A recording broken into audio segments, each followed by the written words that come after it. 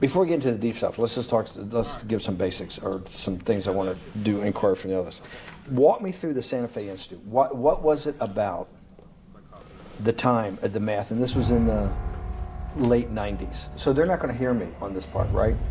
We're going to do it both ways? It will not be on the video, but we do have it recorded. Fine. Remember, when you're answering on these questions, I'm not in the shot, and they're never going to hear my voice. So a little bit you got to repeat in your answer, you got to repeat what my question was. Oh, a little bit. Okay. Santa Fe Institute. Why, when you're at the top of your game on Wall Street, do you decide to finance, which was at the time, or endow, or become the donor or sponsor, however you want to say it, for what was considered the most cutting edge group of mathematicians in the world? Action. So Santa Fe Institute in the late 80s, early 90s, I was interested, I was on the board of Rockefeller. So that starts, Rockefeller University, formed by John D. Rockefeller to sort of give back to the community. It's east side of Manhattan, except it was old. It was sort of old-fashioned. They were talking about medicine, and medicine by itself was, again, subject to the ideas of science. They were trying to use science to find cures for disease. And I said, no, we need to do something different. We need to start interdisciplinary work. In most... How did a schmuck like you get on the board of Rockefeller? What year was that? I don't remember. Late, I think 89 and 91. So that's one of the most prestigious research places in the world, correct? Yes. Okay, how did a guy like you get on the board of a blue blood, internationally known, hard research, Nobel Prize winners all over the place? How do they pick a guy like you, a trader from, or basically some guy from Bear Stearns? Good question. So I was asked to be on the board of Rockefeller, and I think it was, I was on the board of Rockefeller, there was a money manager who said, Rockefeller needs someone with financial expertise because the university is growing and there's lots of new things. You have to, again, we go back to the original discussion the last time. Up until the mid-'80s or sort of early mid-'70s, the most important thing was your name. If you were Rockefeller, you already were considered to be brilliant. If you were head of General Motors, it was your reputation. It was who you knew, who your family was, what was your character.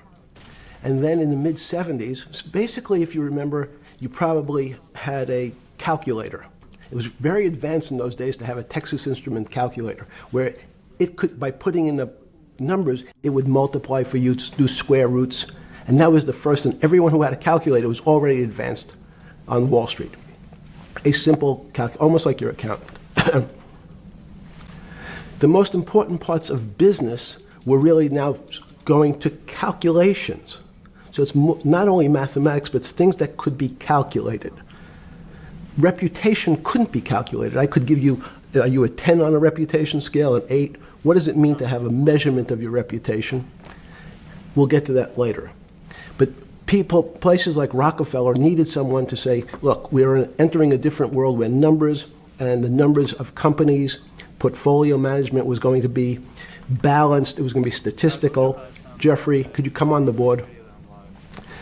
Potentially sit on the finance committee, Nancy Kissinger and a bunch of other people. And David Rockefeller and I got along very well. He was this unbelievable human being. Respectful to everyone. He introduced his driver as his colleague, not his driver. He would never say, this is my driver. He said, it's my colleague. And David started to explain to me world politics. So David would say, Jeffrey, money is going to be sort of the most important things. People don't understand money. You seem to have this knack for money. I said to David, tell me about your life. What was the worst and the best part of your life? So David said, when I grew up, everyone knew I was a Rockefeller.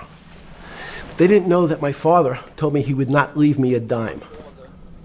No money. But every time we went out to eat, me and my 5 friends in school, they would leave me the bill. They would expect me to pick up the check because I was a Rockefeller. And he said, I was chairman of Chase Bank. And he said, I remember like it was yesterday, one of the headlines in Time magazine said, David please fire yourself. So he thought that there was a world that existed that would be a combination of both politics and business and leadership. What do I mean? He formed something called the Trilateral Commission. The Trilateral Commission is some spooky stuff. People said it was something, the Illuminati, there's some mystery about it, people that ran the world. It was politicians, but David said most countries, the politicians get elected for 4 years or 8 years, separate from the royal families in England or in the Middle East. Someone's there for 4 years and then they're not there anymore. The most important people to have stability and consistency would be businessmen.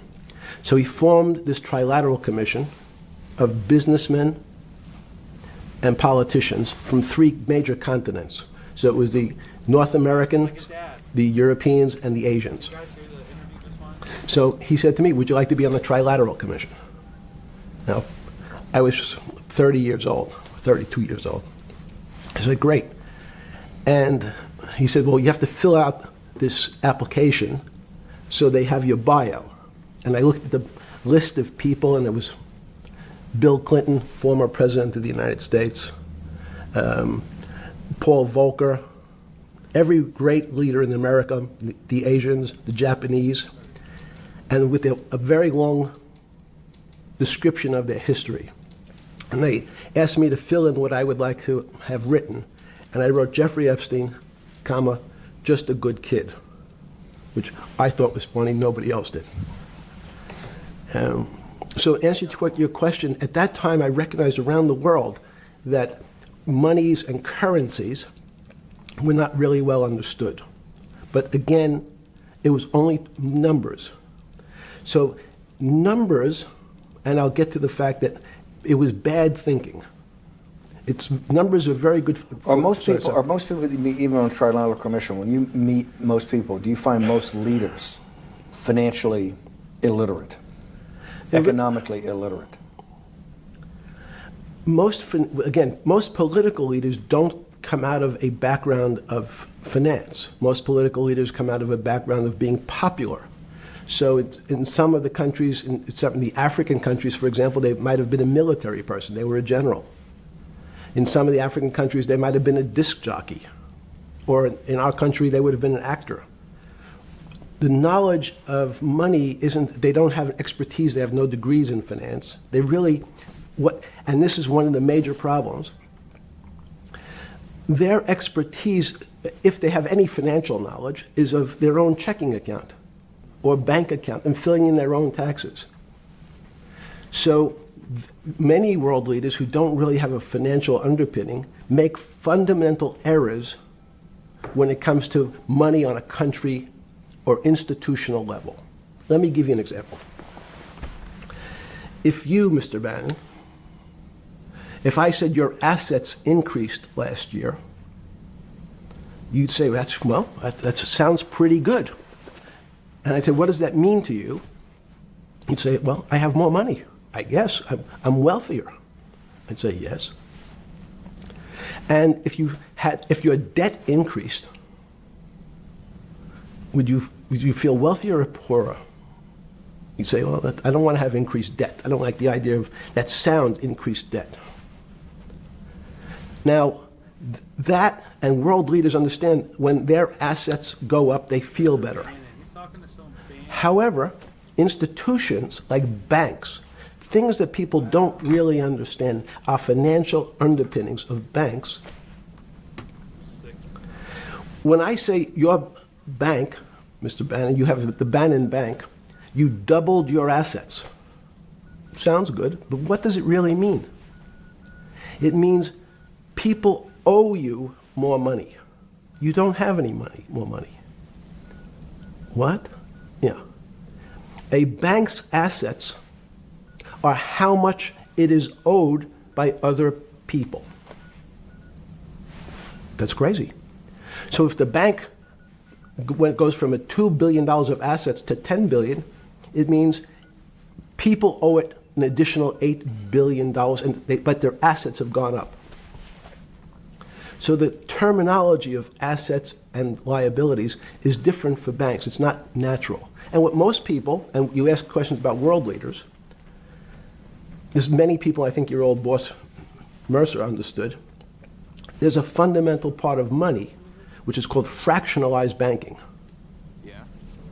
And fractionalized banking is something that finance people understand, and the people on the street, and when I say people on the street, that's where I was when I started on Wall Street, would find it impossible to believe. Impossible.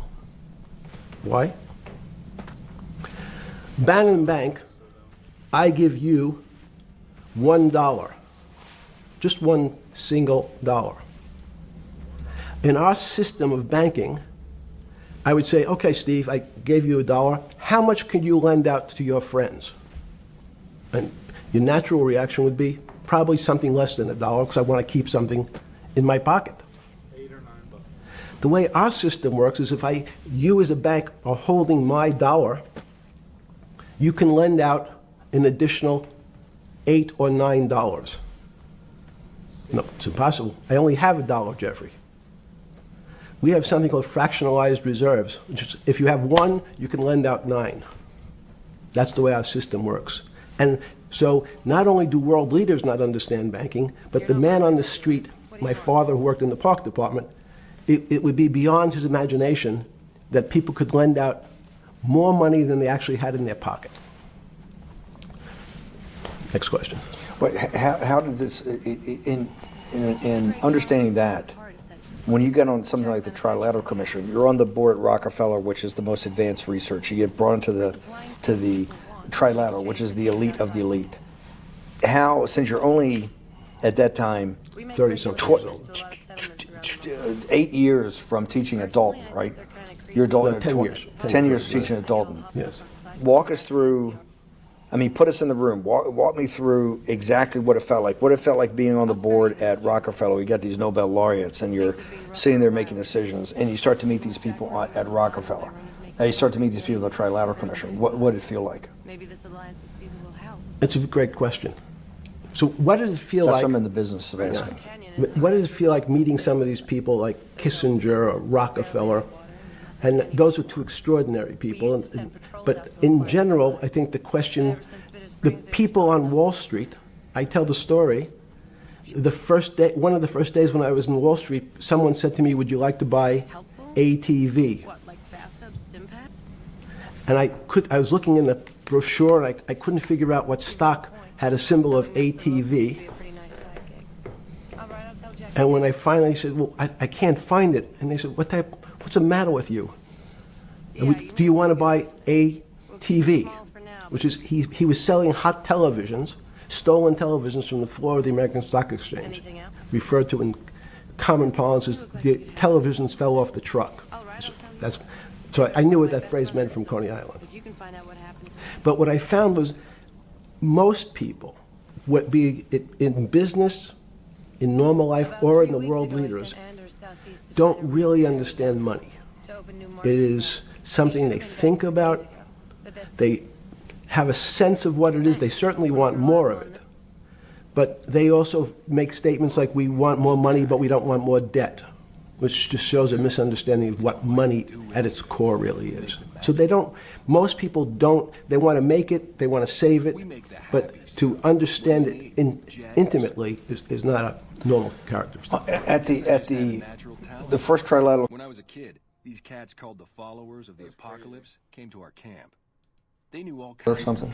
Yeah, good. You're good. Just give me approximate. You joined the Trilateral I Commission. think it might be And we'll be able to show we'll pull down the chart of where your name was, but just give me roughly when it was.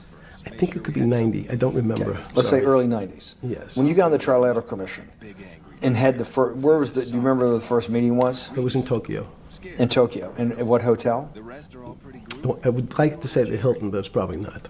And it's a 3-day, 4-day? Give me some. Three-day event, and it Walk me was through the whole thing. Speeches. It starts with a dinner. Just walk me through it.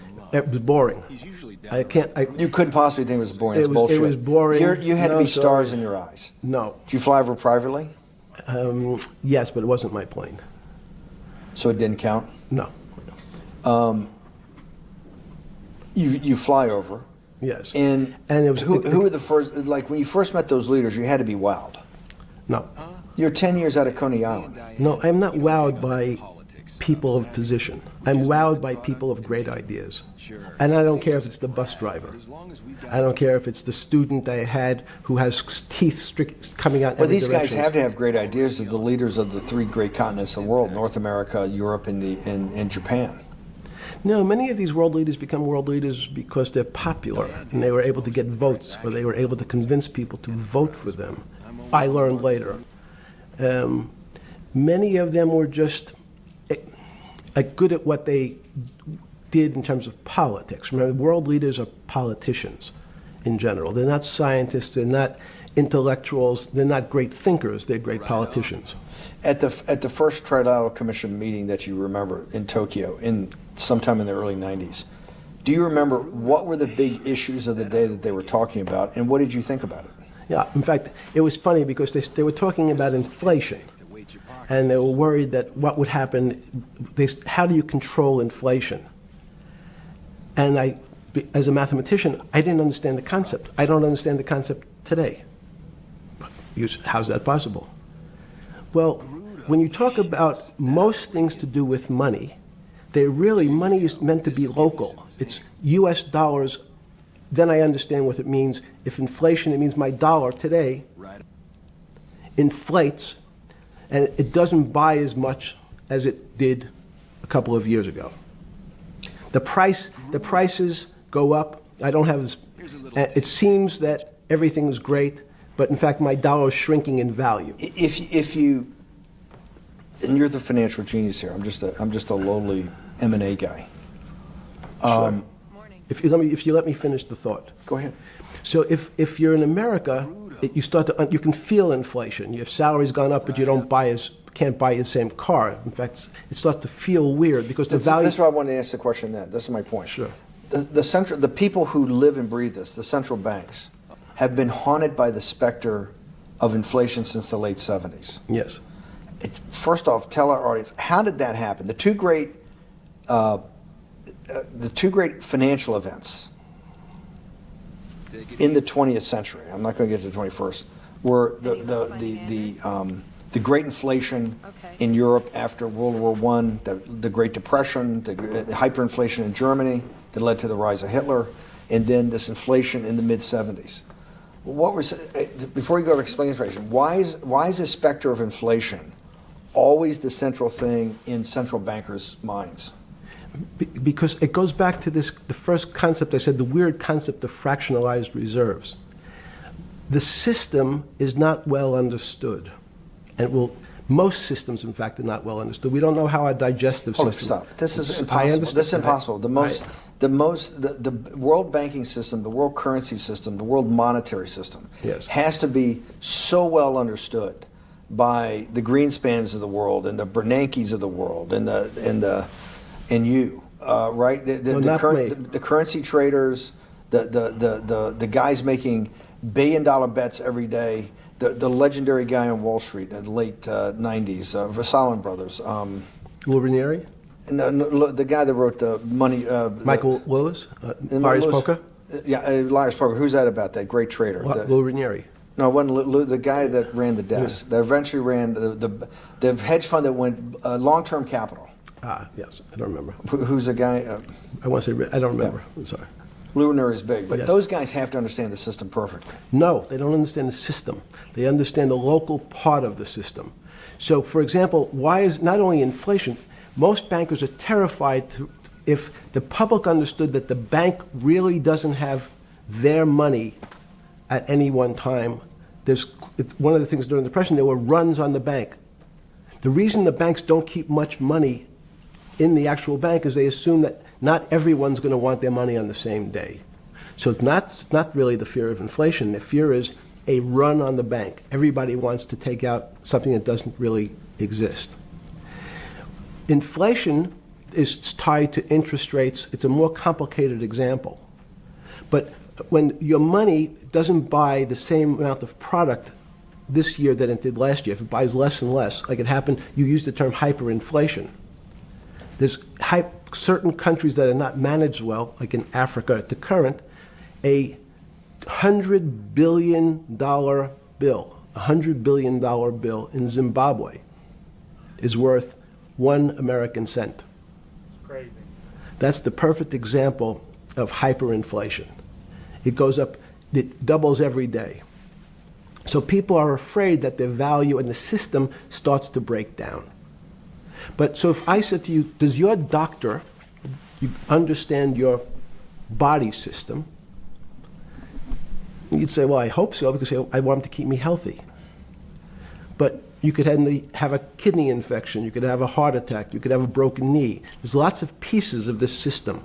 And in fact, when you ask the question, very few doctors understand your entire body. There's a specialist for your knee, there's a specialist for your polynoidal cyst, there's a specialist for your head, and now we have specialists in different areas.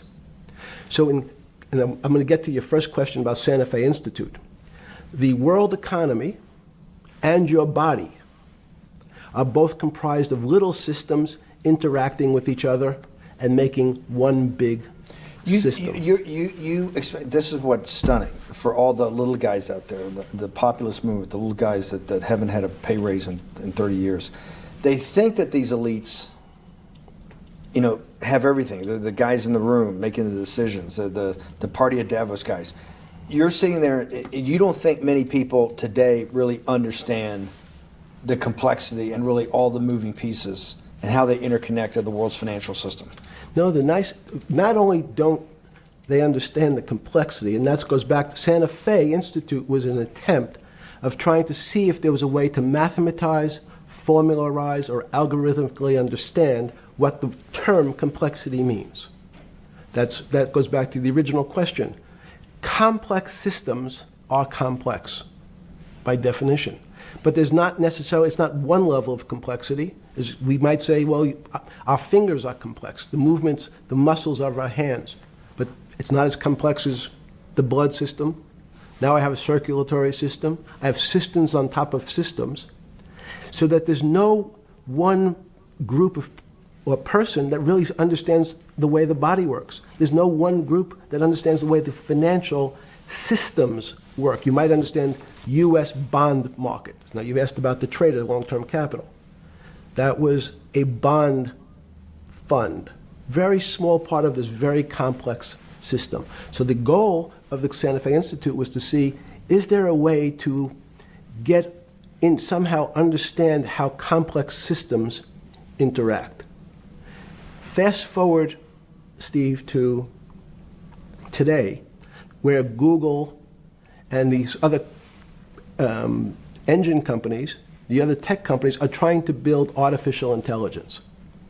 The strangest thing that they've found, one of the strangest things, is that the systems that they design, this artificial intelligence, which a lot of people have heard about, is they design a bunch of systems.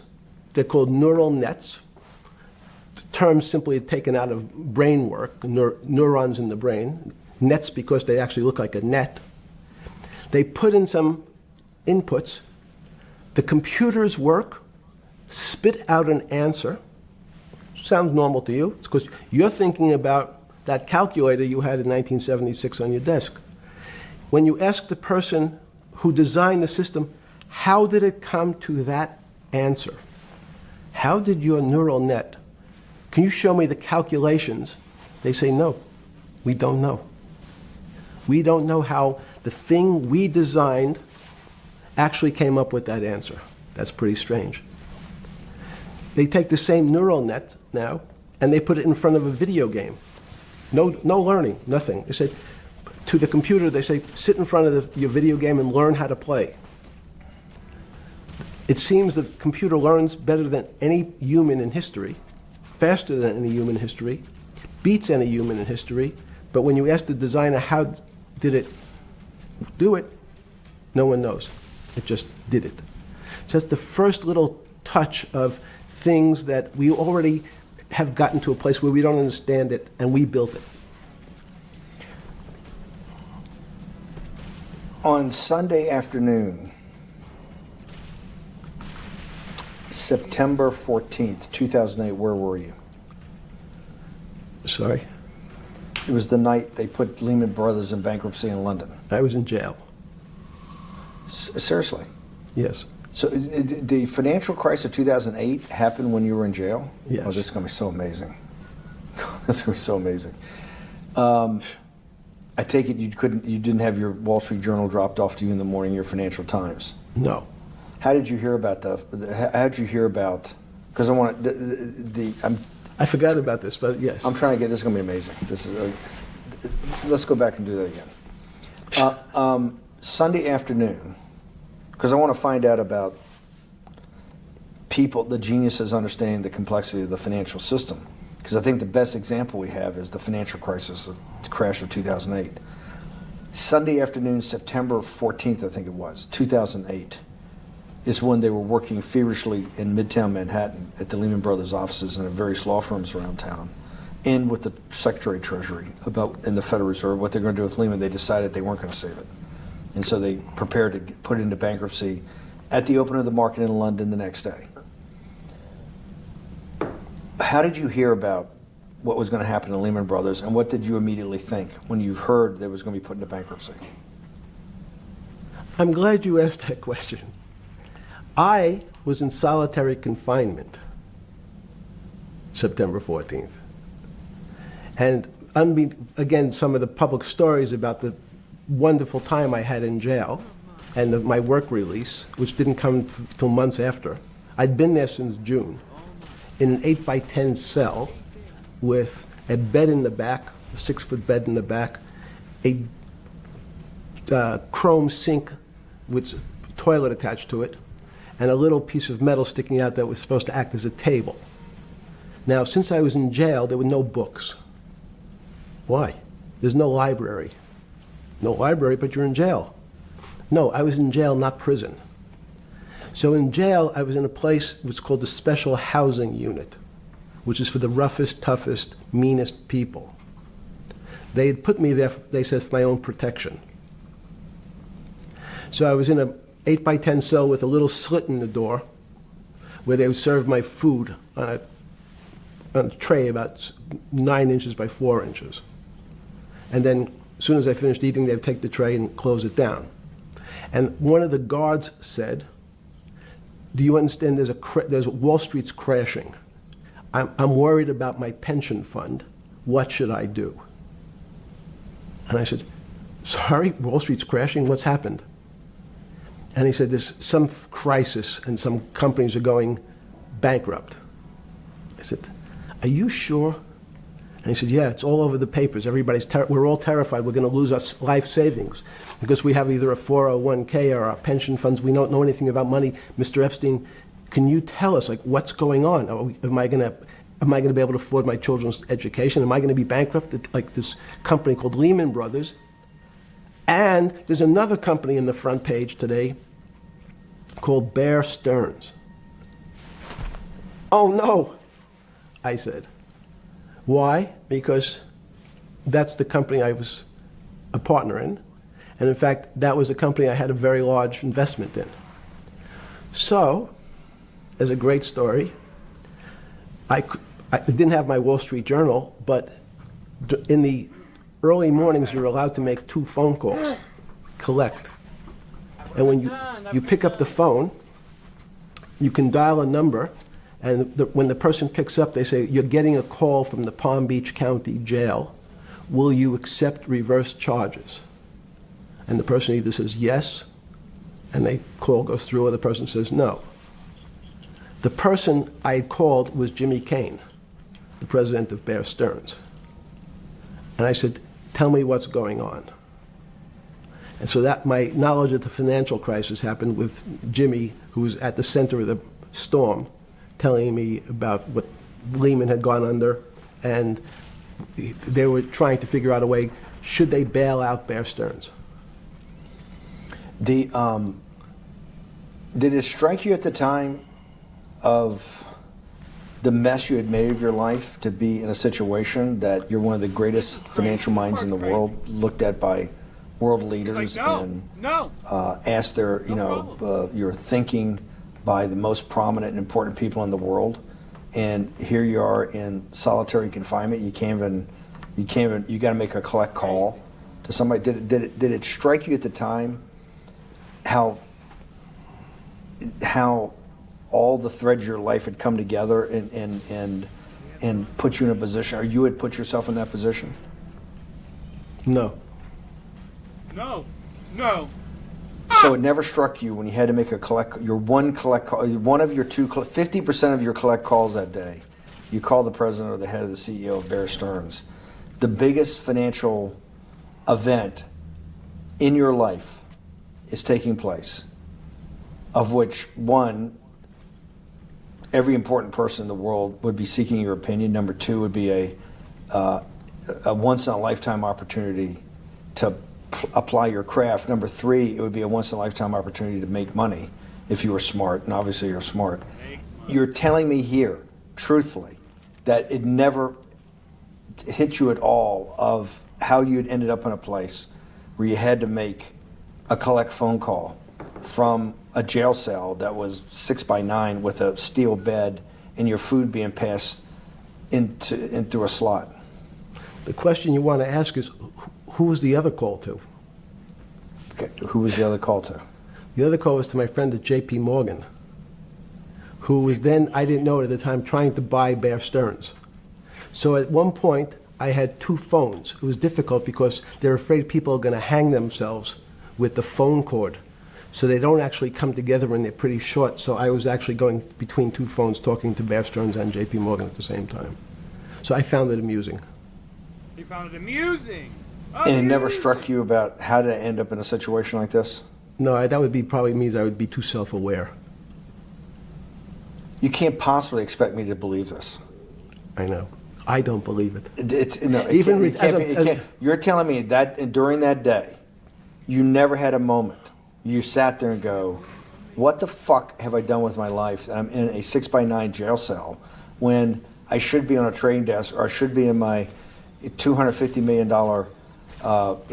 greatest townhouse in New York City, taking calls from the king of Saudi Arabia, the president of China, the head of Russia, the president of the United States, to save the world's population from a financial debacle. You honestly expect me to believe that that never happened? You're suggesting I was somewhat depressed, and how could this happen to me? I'm not saying depressed. I'm saying a moment of awareness of how could I get myself into this situation. No, I would just say how strange that this happens. It's strange. How strange. I'm wearing a jumpsuit and flip-flops. What given color to was me. the jumpsuit? Brown. Fucking pedophile, bro. Brown. Brown jumpsuit. Yes. I notice I don't see you in a lot of brown. No. Brown jumpsuit and flip-flops. Flip-flops, yes. With no access to books, no access to newspapers, No access to anything. You had lived on information. Except my Almond Joy bars. I had extra Almond Joy bars. Did you eat Almond Joy bars and things like that because you're afraid of what the cooks did to your food? Yes. Is that because of that you were in for the crimes that you were in for? No, it was just in fact, I was... Is it because you're wealthy? Yes. How did you know that? Well, people would constantly come, if I was passing by or have to go for my medical, people would either ask to borrow money or make some other types of comments about... In the beginning... What were the comments? At the beginning, what were the comments? It serves you fucking rich guys right that you're here next to me. There was nothing about your crimes. No. So all this rumor you hear all the time about people in prison that commit the type of crimes you commit, you're saying in your personal thing is not true. No. It was all because you were rich. Yes. And it was all because they wanted to borrow money. Or get advice. Yes. Wait, they get advice to go long. Yes, You're telling me is this time to buy? You're telling me in solitary confinement they're interested in going long? Yeah. They want to know What does that say stocks... about human nature? Well, what I think that people find, one of the reasons they wanted to keep me in solitary confinement was they're afraid that everybody would want to know which stocks to buy. But what happened was, after this crisis, now it's on the front page of every newspaper. I don't want to lose this day. Sorry. When you first heard that, was it Bear Stearns had been kicked into bankruptcy, 6 months before? No, this is the same time. This is part of the same deal. I thought, no. Bear Stearns, they saved Bear Stearns and didn't save Lehman Brothers. That's right, it. they let 6 months Lehman- before they had bailed out Bear Stearns, but Bear Stearns was still a zombie, A shell of its former a self. former self. But they had quote unquote saved it. They admit. Why did they make the decision in your mind? Why did Hank Paulson and Bernanke what's this concept of moral hazard? Explain to the audience what moral hazard is, and why did they save Bear Stearns 6 months before, and why did the smartest guys in the room decide not to save Lehman Brothers? Come on. Okay, It's a come good question. on, dude. The real issue Come on. is I'd have to go back when you have these systems to the way your doctor responds to any type of emergency in your body. If they might decide to save your kidneys and let your gallbladder go because the gallbladder is less important to your overall system. If at that time, even it's not that long ago, the boogeyman was when said, well, what really happened? Jeffrey, what really happened? What is this financial crisis? And, some of the progressives and the right wing blame it on the banks. It was the banks' fault. And it's the fault of this very esoteric, unknown concept of derivatives. It was really the derivatives that caused this financial crisis because the derivatives got somehow out of control and in the Mickey Mouse. And that was the way you started your road to a billionaire went right through derivatives. Yes. But derivatives were not the cause. Derivatives were not the cause at all. It's like saying your hair was the cause of your heart attack because it was on top of your head. So what when you was fell the down. cause? There isn't, let me say, there's no one specific cause. These are system collapses. So many times when they have to make your death certificate, when you say, well, what did he die from? They'll say heart failure. But if you say, what was the cause of his heart failure? Well, he had low blood pressure, his sugar was high, he was diabetic, he had all these other problems. But they say, no, we need a word on your death certificate. Did he die from brain damage? Did he die from heart failure? That's the financial crisis. Many people said, well, what caused it? They wrote, like on its death certificate, derivatives. But derivatives are not a fundamental cause of anything. Was it Sunday or Monday? I take it was Monday morning when you made your two collect calls and you were talking to Bear Stearns on one hand and Morgan Stanley on the other. J.P. Morgan. J.P. Morgan. That was Monday morning. Did you, Jeffrey, being one of the financial geniuses in the world, did you understand what Lehman Brothers going into bankruptcy, the domino effect, that by Thursday the financial system would be under such extremis that if it didn't have $1 trillion cash infusion in the United States, it might collapse? Did you know that at the time? Did you view that at the time? Yes. You did? Yeah. Why? Again, I don't want to bore you or the audience with the idea of it's a medical procedure, but you had system failures. So you'd recognize that if I said to you, did you realize when your father was on the ground and he was clutching his chest and he couldn't breathe, it was a bad situation and he could die. That's how I saw it. Did you immediately think about the commercial paper market? I mean, the mechanical triggers that actually you had to blow through these circuit boards. Did you know the circuits? Did you understand the circuits?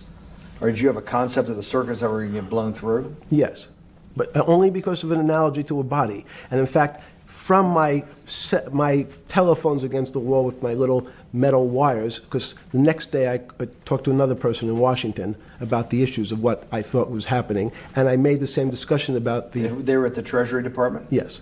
So in a 6x9 cell in... The phones were outside the cell. In Palm Beach County, California? West Palm Beach, Florida. West Palm Beach, Florida. This was your juice diet. West Palm Beach, Florida.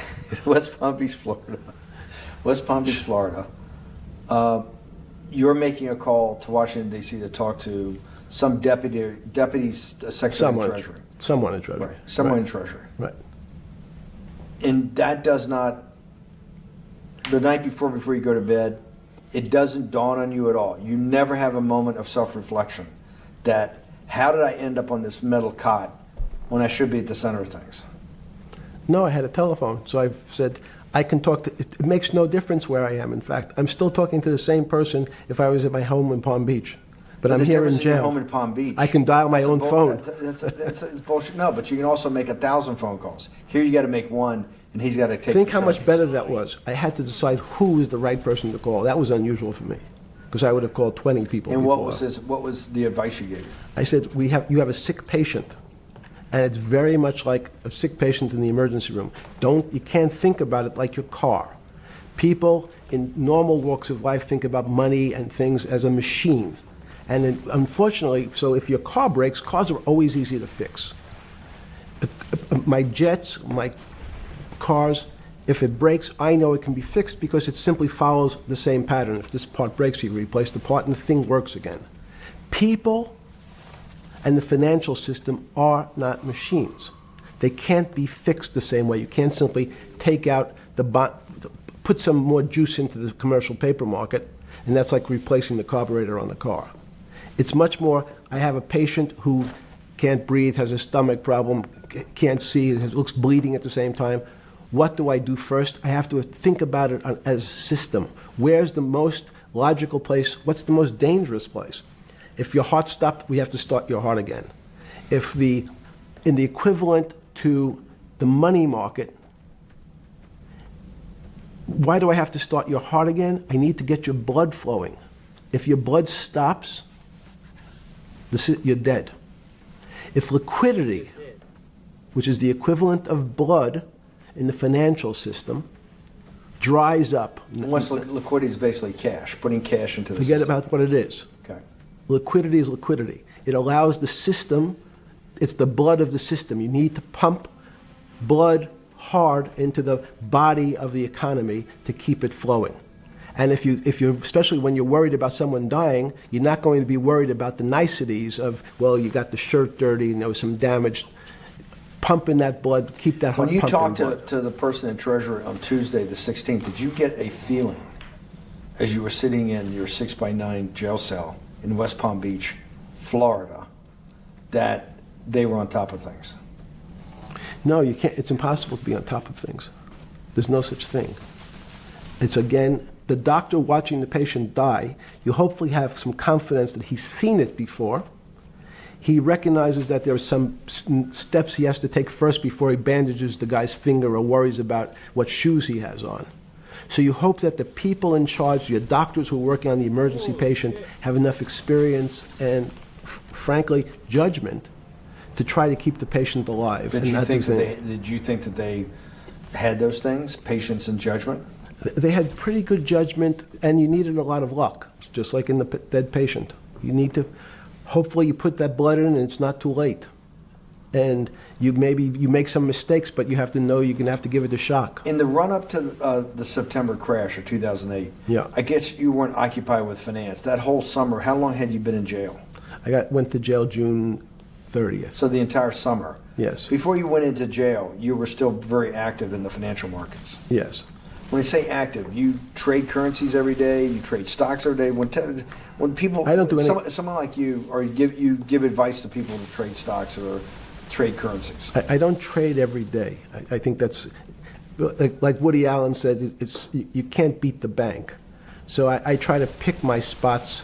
George Soros picked his spot when the pound collapsed. This would have been a great money-making opportunity that passed me by when I was in jail, but that's not how I think. In the run-up to that, in the spring of 2008, that's when Bear Stearns got in problems, I think, in the spring of 2008, and they decided to bail it out. Did the Bear Stearns guys talk to you for advice at that time, in the big crisis in Bear Stearns? No, but see, again, unbeknownst to most people, and it's easy to blame people for the financial crisis, like you'd blame someone for giving your father the drink before he had his heart attack. But what really happened, the real enemy of the finance system was Bill Clinton. And if you ask me what and who caused the financial crisis, I would tell you it was Bill Clinton. Because of what Bob Rubin and he did to deregulate the financial system? No. Because as of the last time we had our 60-minute interview, you talked to me about home ownership. And you asked me whether everyone should own a home. And I told you, no, it's too risky. So the financial collapse of 2008 is because of hardworking African Americans, Hispanics, and whites who wanted to have a ownership stake in the society that all rested on their shoulders. They're the culprits. No, not at all. Okay, then I didn't say they were the culprits. I was pretty clear it was Bill Clinton. okay. And why was it Bill Clinton? Because Bill Clinton wanted to get votes from those people. And he sold them the idea that instead of renting in a house, and historically the values of houses have gone up, and he said, you guys in these local communities who haven't been able to afford a house before, I'm going to show you a way. I'm going to give you a way, because I'm sure I'll get your vote, that you can own a house, because I want your vote. So what we're going to do is I'm going to let you buy a house, Mr. Bannon, when you really, you're right on the border, maybe, or not even on the border. Your credit is not good. Okay, let's be honest. And it's not my fault, it's not Bill Clinton's fault, but if whatever happens, at the moment your credit score or whatever it is, your credit's not good. Now, normally, you come to me and want to borrow money, I'm a bank, and I say, I'm sorry, Mr. Bannon, I can't lend you money because your credit score is not up to where it needs to be. Hopefully, if you work harder and clean up some of your problems, it will be. But no, what I say to you is, I'm going to figure out a way to lend you, not give you. I'm going to lend you money anyway, though you don't have a good credit score. And don't worry, I'm going to get rid of the term that you don't have bad credit. Bad credit sounds pejorative. You don't want to be a person. Sounds judgmental. Yes, sounds judgmental. So what we're going to do is we're going to call your credit situation subprime. Oh, nobody knows what that means. Subprime. That means prime is good credit. Subprime is not good credit, less than good credit. So we'll call it something that people really won't follow, and we'll tell you what. We're going to have people lend you money, though you are a subprime borrower, and I will figure out some government agencies to guarantee your loan, though I don't think you're a good risk. So the banks say, no, no, no, we don't want, initially, the bank said, sorry, this is too risky, Mr. President, for us. We're in the business of managing risk. It's not our money. It's the hard-working people's money sitting in our bank.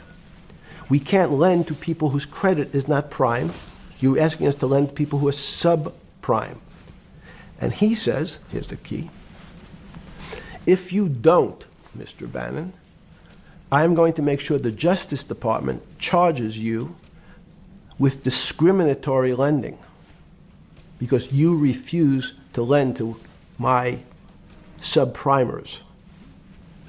In business terms, you should never lend to.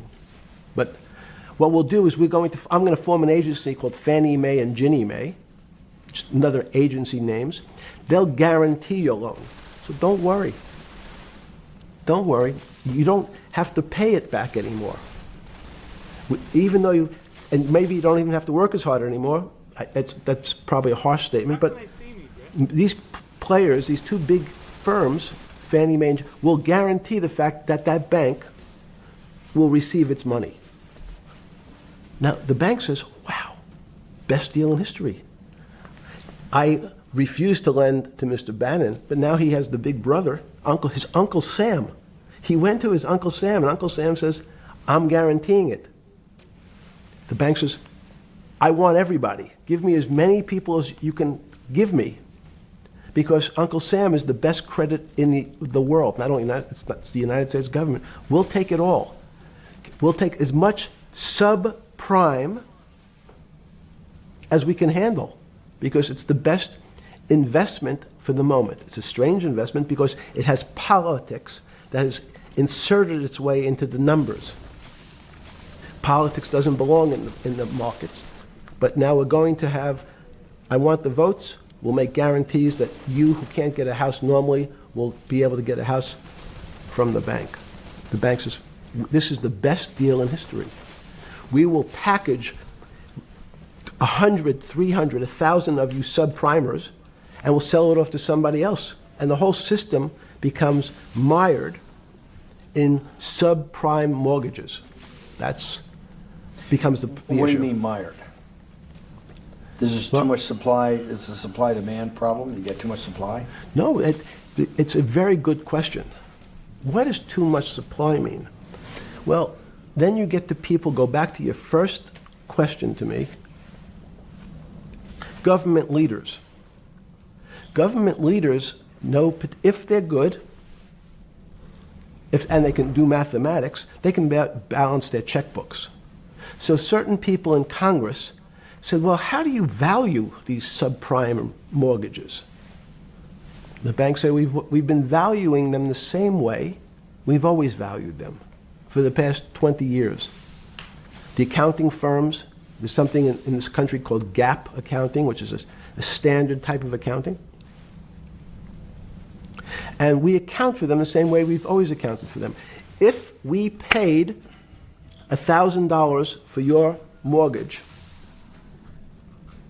last night, when we put it on our books today, we're going to say its value is $1,000. Makes sense. I paid for it what's its value? It's $1,000. That's what I paid for it last night. No. The Congress people said, that's not really a good answer, you know. That doesn't give us confidence that you know what you're doing. Because what happens if you have to sell it tomorrow morning? Something's happened and you have to sell it. Remember, there's kinds of stress tests. Would you be able to value it at what you paid for it the day before? And Wall Street says, that's not the way you can think about this. This is crazy. We always value things at the cost from the day before. And they changed the accounting method. In essence, to say, not what it was worth yesterday, but if I have to sell, what would it be worth? That's impossible. So what happens is, every bank now has to value something that they bought yesterday at lower than they paid. Never before in 20 years did they have to do this. So something they bought at 1,000, on their books was 1,000, is now 990. That starts to, you asked the question about what did I start to think about. Something's 1,000 and 990, this person now has to value it at 980. When did you first start to get nervous, understanding Bill Clinton in all this? Did you change glasses? Yes. Okay. I changed shirt. I saw that black. Are you okay with the? Yeah, great. I think we're going to have all kinds of changes. I'm experimenting. Yeah. Okay. Glass, bro. When did you get a feeling? Did you ever anticipate, before it happened, something like 2008 could happen? No. How could that be? It's the word, I can beat it to death, is that it's very much like would I anticipate I'll have a heart attack tomorrow? Unlikely. Was 2008 a heart attack or a stroke? Debilitating. It's a better, it was both. But why was it both? Because in fact, as I said, the blood was getting dried up in the system, and the head, which is sort of the central bank, wasn't working. So to some extent, it was a combination. It was a crisis. Did you see that building up over time? It's always been lurking in the background. I mean, if you have an older parent, would you say it's possible? Did you anticipate him having a heart attack today? No, you hope things are going to go better and maybe they'll fix it up. The system was getting too complex, and it wasn't based on derivatives, because what people keep forgetting, and as I was just explaining, Wall Street, and in many professions, including Wall Street makes it sound complicated. They don't want the little guy to understand what they do because they make so much money and they don't do very much. So they couch it in words like derivative and stock options and commodity futures and different types of contracts. It's all fairly, everyone is capable of understanding it. It is not complicated. But Wall Street, because they make so much money from doing fairly simple things, needs to make it more complicated than it really is. We had a very big recession in the early 90s based upon real estate and Japan basically imploding. Let's again, Okay. you had a recession in the 90s. I don't know what it's based upon. It's always interesting to look back and say, separate from there's certain triggers, like there, in the 70s there was a... What do you think it was based upon, the 90s downturn? It's clearly there was a huge downturn. No, I know there was a downturn. That's what I know for sure. I don't... That's a fact. That's all. Everything else is sort of speculation about why did he have that? I understand that, but there's some speculation that has 0% probability of being true, and there's others that have 90%. In the range, when you look at the range of alternatives of what could have caused it in 90, and what I'm trying to do is get you all the way up to 2008. Look, you're the smartest guy in the room, right? You know that. Do you think there's anybody in the world today? Oops, this is going to be a bad question. No, but do you think anybody in the world today, the Alan Greenspans, the Bernankes, is there any central banker you know, any partner of any Wall Street firm, any guy running a trading desk, and I would take it that would be, or anybody at a Larry Fink at BlackRock, Steve Schwartzman at Blackstone, the top 100 financial guys, and let's throw in a couple of Nobel economists, and let's throw in the best professors at Wharton, at Harvard, at Stanford.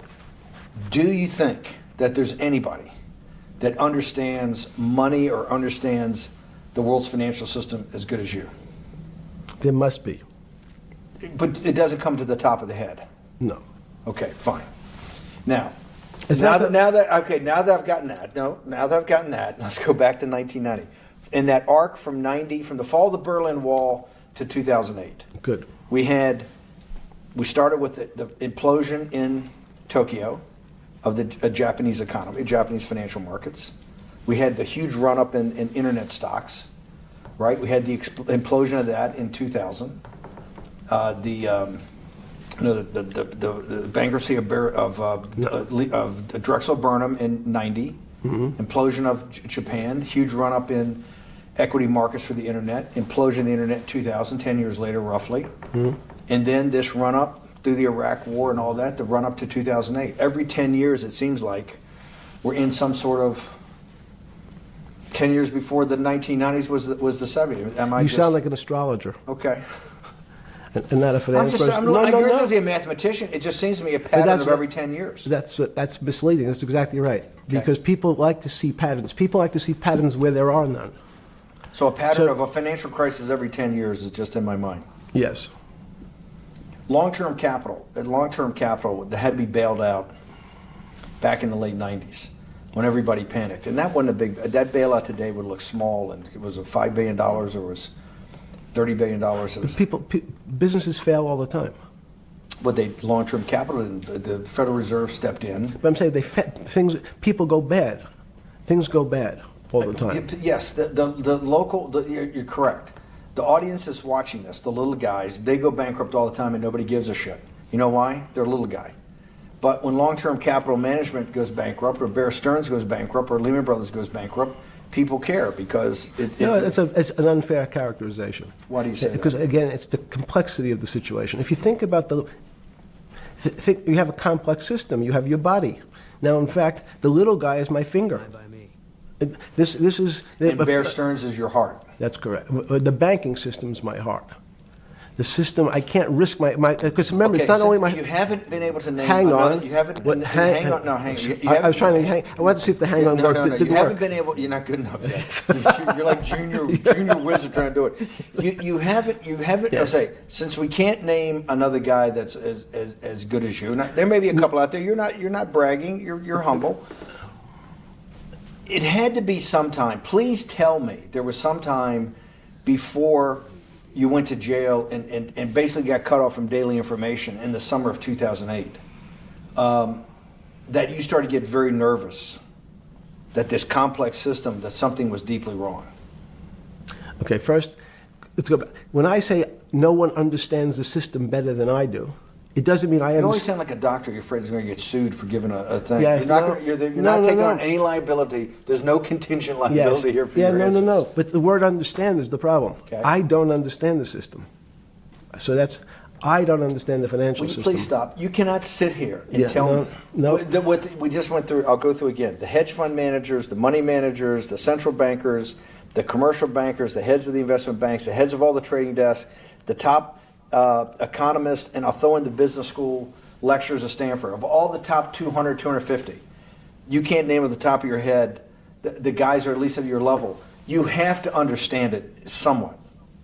No. Sorry. We all don't understand it. No one understands it. It's a miracle. It's that's part of the problem. It's impossible to understand. That word understand simply means if this happens here, that will happen there. It's predictable. Understanding means it's predictable. It's not predictable. That's the problem. In complex systems, that was the fascination. Is there a way to tease out some level of predictability? So even No, in the fact, spring- you would ask the question, it's a great question, which was it a stroke or a heart attack? Now, most people don't know that before they were going to have a stroke, they had a stroke.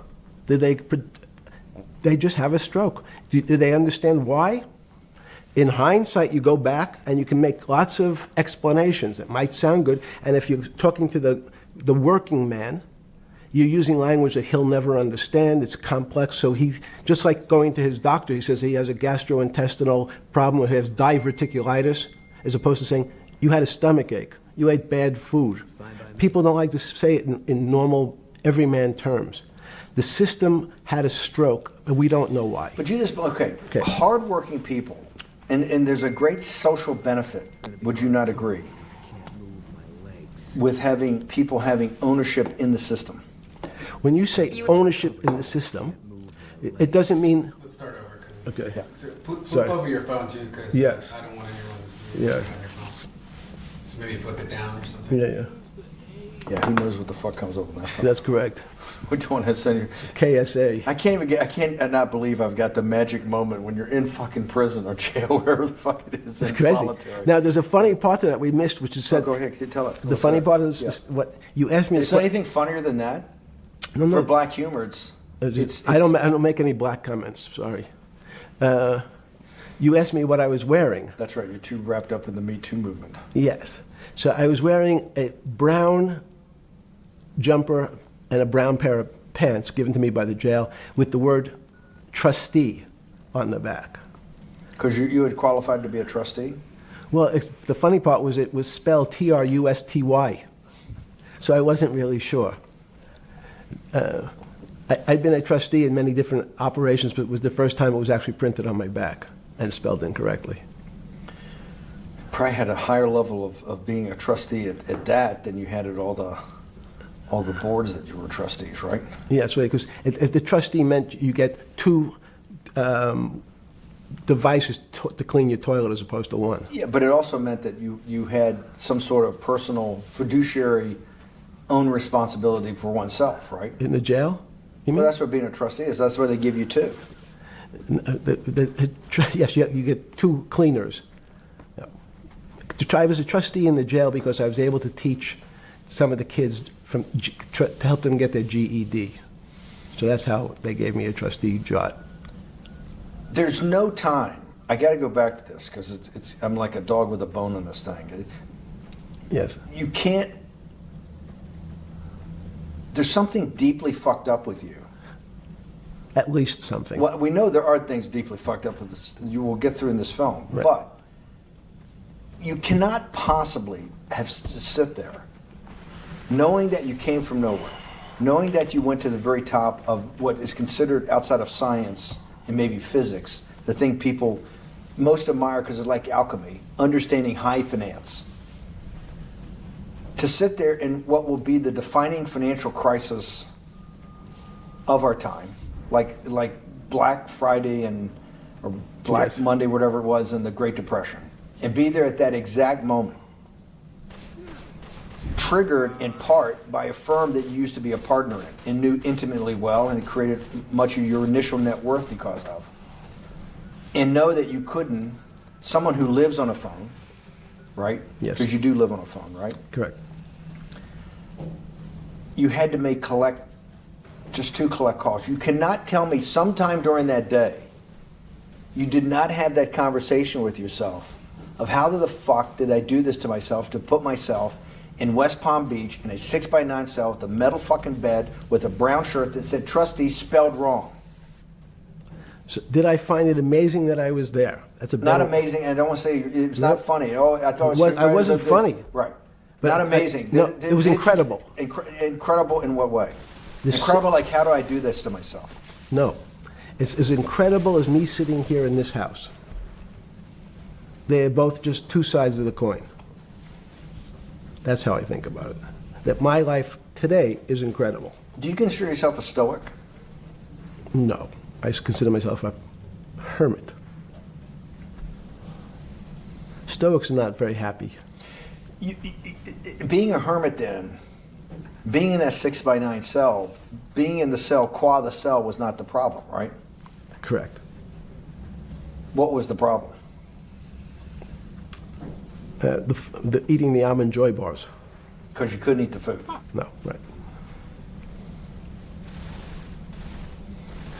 But remember, my life is. Did that ever strike you that I can't eat the food because somebody might have done something to it? I gotta live off an almond joy bar, 1 a day or 2 a day or whatever. How many ever sneak in a day? No sneaking in. Your 1 almond joy bar, it did not hit you at some time? How the fuck did I do this? No. Let's go back to the spring of 2008. Were you so wrapped up in your personal issues at the time you were not spending enough time on the financial markets, or were you deeply involved in the financial markets like you normally were? In No, the spring of 2008? I was involved. So we're saying that the smartest guy in the room didn't see it coming. No, of course The not. bankruptcy of Bear Stearns, you just thought was a Bear Stearns problem. You didn't see it as systemic. I know you keep harping on it, but it's not. Because you're a mathematician and understands systems. I- It seems that anybody that understands that they had a systemic problem, you would at least be the first on the early search radar. If you're not going to see it, then I'm really afraid, because that means that I always assume there's at least a set of guys out there that have some sort of sense that something's not right.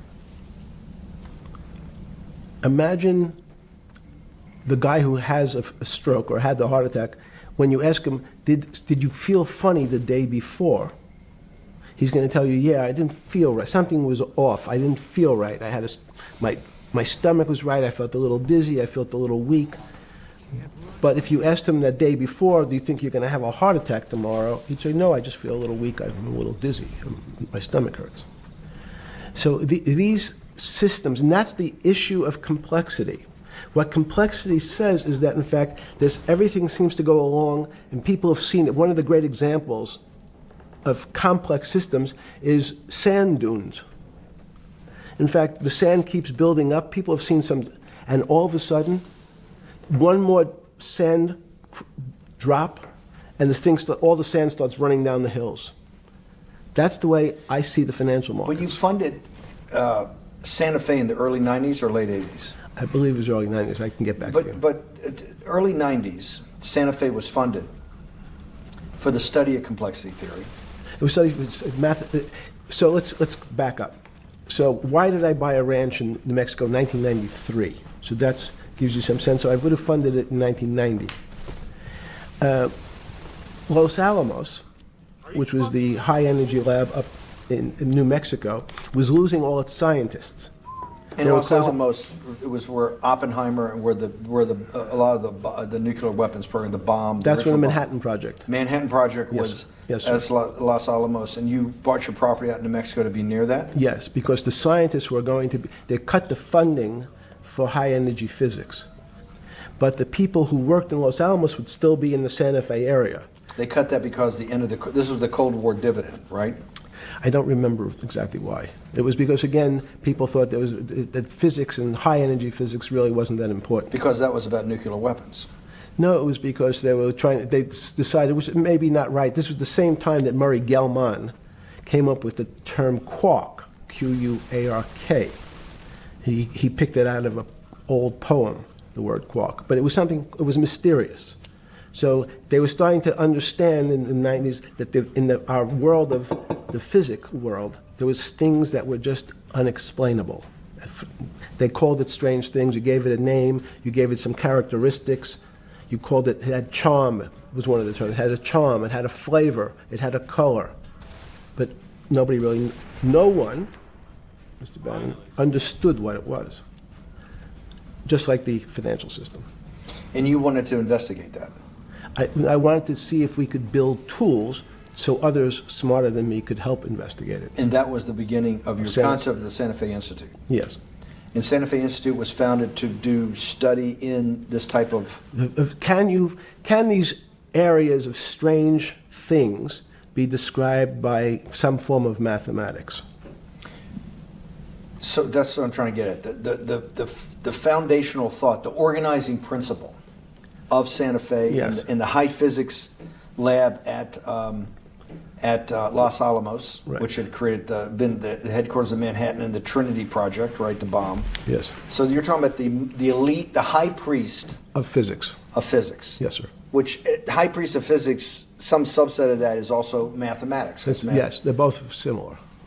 Project out. One of the tools you want to do is to make sure that in this complex system, the finance system, I'm doing a lot of this for philanthropy and a lot for the good of mankind, but also to be able to understand this complex system, the most complex outside of maybe our body, of the financial world. Yes. Did they create tools, or were you smarter in then the mid-aughts, 15 years later, than you had been then because of work that was done at Santa Fe? No. It was great. But in fact, most of the money, most of my philanthropy in the area of can you describe things that appear to be unexplainable by mathematics, and can you fund people who have new ideas? And unfortunately, when someone thinks they've been able to, there was a man, Stuart Kaufman, when they think okay, I figured out how to be able to predict the unpredictable, what appears to other people to be unpredictable. But my system, in those days it was called genetic algorithms, can predict what things will happen, and they all want to make money. So they use their systems to try to figure out, they know they have figured out the way to make money because they figured out the unexplainable. They try, they go bankrupt, and we start again. So with a cold view, what I've come to realize is that the attempt to mathematize, formularize, or what in your prior world, to understand what really is, in today's world, still unexplainable, is impossible. They're miracles. Your first head of Santa Fe was Christopher Langdon, I think. Langdon from But Australia. Murray Gell-Mann was Murray really Gell-Mann was was the the- funder. he was- He was the Yes, rock. Yes, he was the rock. He was a Nobel Prize winner? Yes. Yes, and a wonderful guy. He came out and helped us with the Biosphere 2 project. He came with Chris Langdon. Yeah. Chris Langdon was the operator, the day-to-day guy. Chris was doing artificial life. Right. Murray tried to lead his own artificial life. Yes. When Chris came to Biosphere 2 for the first big conference we had in 1994, he was one of the most impressive guys there among all the world's elite. Kew Gardens, the Lawrence Livermore Lab, the labs at Sandia, all the major universities, Lamont Doherty, all the big Earth observatories, Woods Hole. What set Langdon apart, I thought, and the reason I invited Santa Fe to be part of it, was Langdon actually made a presentation that everything, and he was making this to scientists, a lot of marine biologists, a lot of people that are just beginning, Wally Broker and people who were just beginning the study of climate change, at that time called global warming. That he made this compelling presentation that everything's really mathematics. Yes. It's all just back to math. And you have to, all these experiments you do, you're not, one of the reasons they're not considered by the high priest in physics as being real experiments is that they don't have a mathematical basis to it, and everything has a mathematical basis to it. Langdon seemed like a radical visionary. What happened to that concept? You go back 350 years. So you have Isaac Newton, you have Leibniz. Move forward, you have people like Heisenberg and Gödel, and what every one of those mathematicians and philosophers came to understand is that there's numbers can describe certain things, approximate certain things. But in fact, trying to put measurements and numbers on other things that are really unexplainable is folly. 300 years ago, they said that unexplainable realm was God. And people who attempted, in fact, to explain the unexplainable, who said, yes, I understand the unexplainable, were charlatans, they were the occults, they were the astrologers, they were the con men. Alchemist. Yes. Well, no, alchemist was, in fact, they believed that there was a way to transmute one metal into another. In fact, they always wanted to see if they can create gold. There's no reason, if you think about it, they recognize that one metal is different than another metal because it has some additional pieces to it. It has additional neutrons or protons or electrons. So because they thought it was a machine, they believed it was a machine, if I can take 5 protons and add 5, that gives me 10, I should be able to get gold. Move everything around inside these systems, the molecules transmute one molecule into another, and if this molecule I've transmuted it into is gold, I'm a rich man. It's back to money. But there's something strange happens. Isaac Newton says, this is really weird. If I want to push a ball on the table, I have to touch it. Maybe I have to blow on it. But I actually have to push one side of the ball or the book to move that side. I'm pushing here, and obviously this thing is what appears to us humans to be solid, so it moves as one thing. But the only way to get something to move was to touch it or put a force against it. Okay, seems to make sense. Everybody has that experience. I want to lift a glass, I lift it. If I want to push a ball, I push it. If I want to pull a ball, I pull it. But he recognized when the ball fell off the table, it went in a different direction. How's that possible? Nobody pushed the ball down. And he says, this is crazy. Why did the ball go down? I didn't push it. I just let it go. So someone's pushing the ball, because I know that I am confident that the only thing that gets something to move is with a force that pushes. So there's a force that's pushing the ball down. In fact, he called it gravity. He measured how fast it was pulled, but never was able to explain why it happened. What is gravity? It's this, everybody says, well, why did the ball fall to the ground? Because gravity took it. But what's gravity? That's, as Feynman would say, that's the name of the thing. We have no idea what it is. This goes to Santa Fe. They were trying to explain the unexplainable. Can we measure, can we figure out a way to predict the stock markets using these types of chaos complexity? Before we get there, let's walk back through it. Let's go back to Newton. Sure. Pre-Newton and then Newton. What did Newton solve that for millennia up to Newton had not been solved? And then I want to go forward all the way to Santa Fe, what they were trying to solve. Let's start with just 2 or 3 of the basic guys, but let's go with Newton. What pre-Newton, it was what? And then why is Newton such a genius? In such a in the, I think mathematically they told me one time, I've seen there's been 115 billion people roughly that have lived on the earth. And of that 115 billion, Newton. Are you sure that's a number? That sounds a lot very high. We only have 7 now. I think in the history of the earth, I think I'll pull up the stat for you, but I think it's 115 billion people. They figure that probably is inflation. That's why you see have lived on Earth. But he's one of the handful of the most important. What did he solve for? Why is he so important for how we live today? And then we want to go through Leibniz and the other, 2 or 3 other major ones that get us to Santa Fe? Well, it's a long journey. This is the heart of what we're trying to do. Let me take a bit of a detour just Okay. a second. What if you went to high school and the last year in your high school, you took calculus? So Isaac Newton sort of invents calculus. Well, that sounds invents. Mathematicians. To torture seniors in high school before they graduate. Yes, but obviously no. Yes, the answer is yes. Certain people could never do calculus. Why is that? Why is calculus so?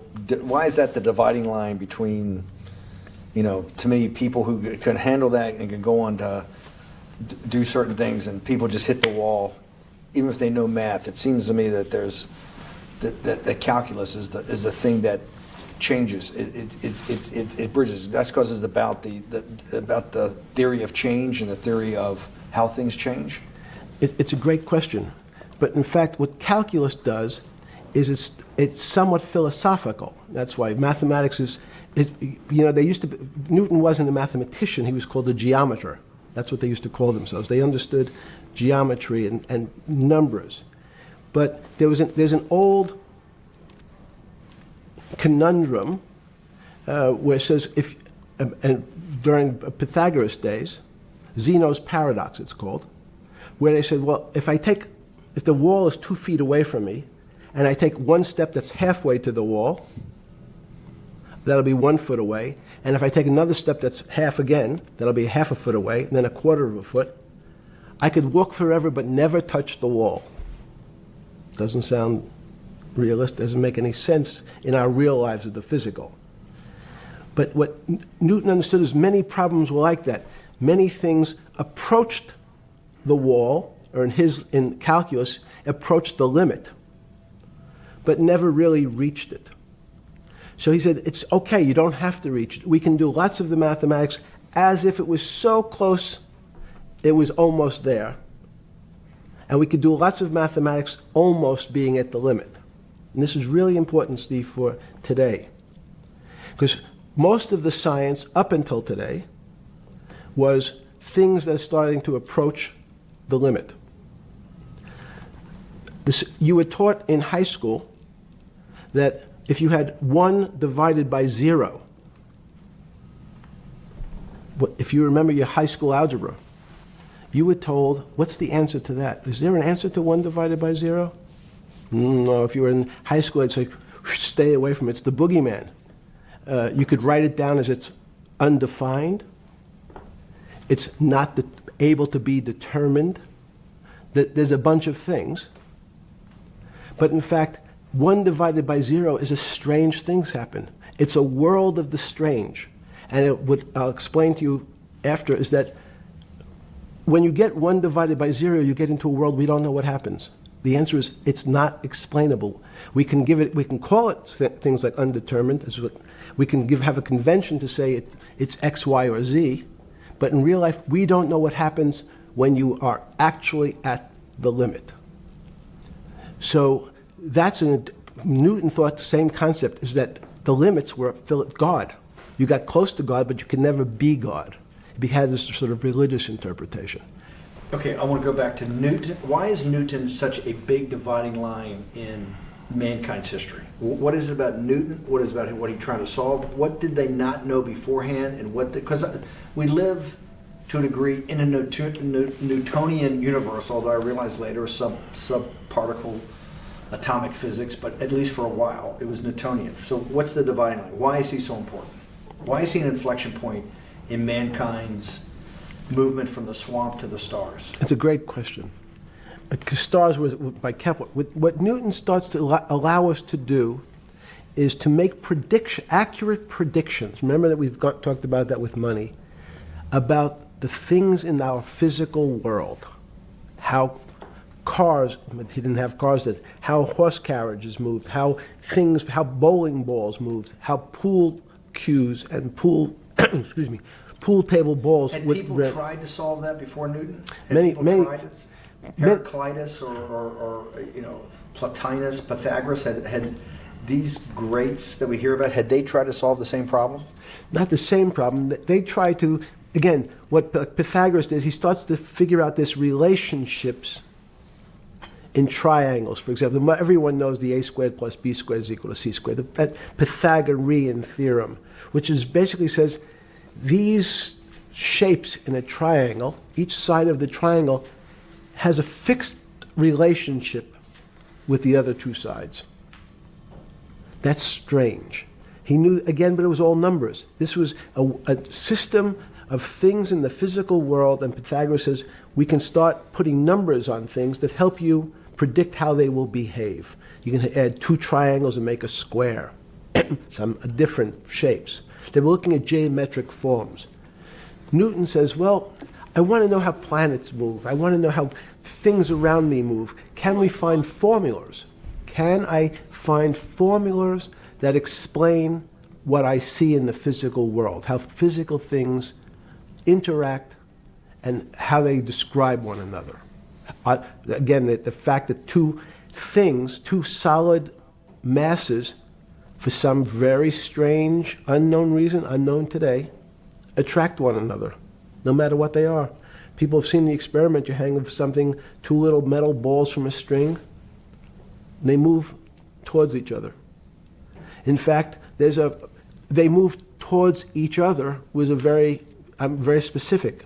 So when you drop the ball to the floor of this room, Newton says, in fact, the room came up a bit to meet the ball.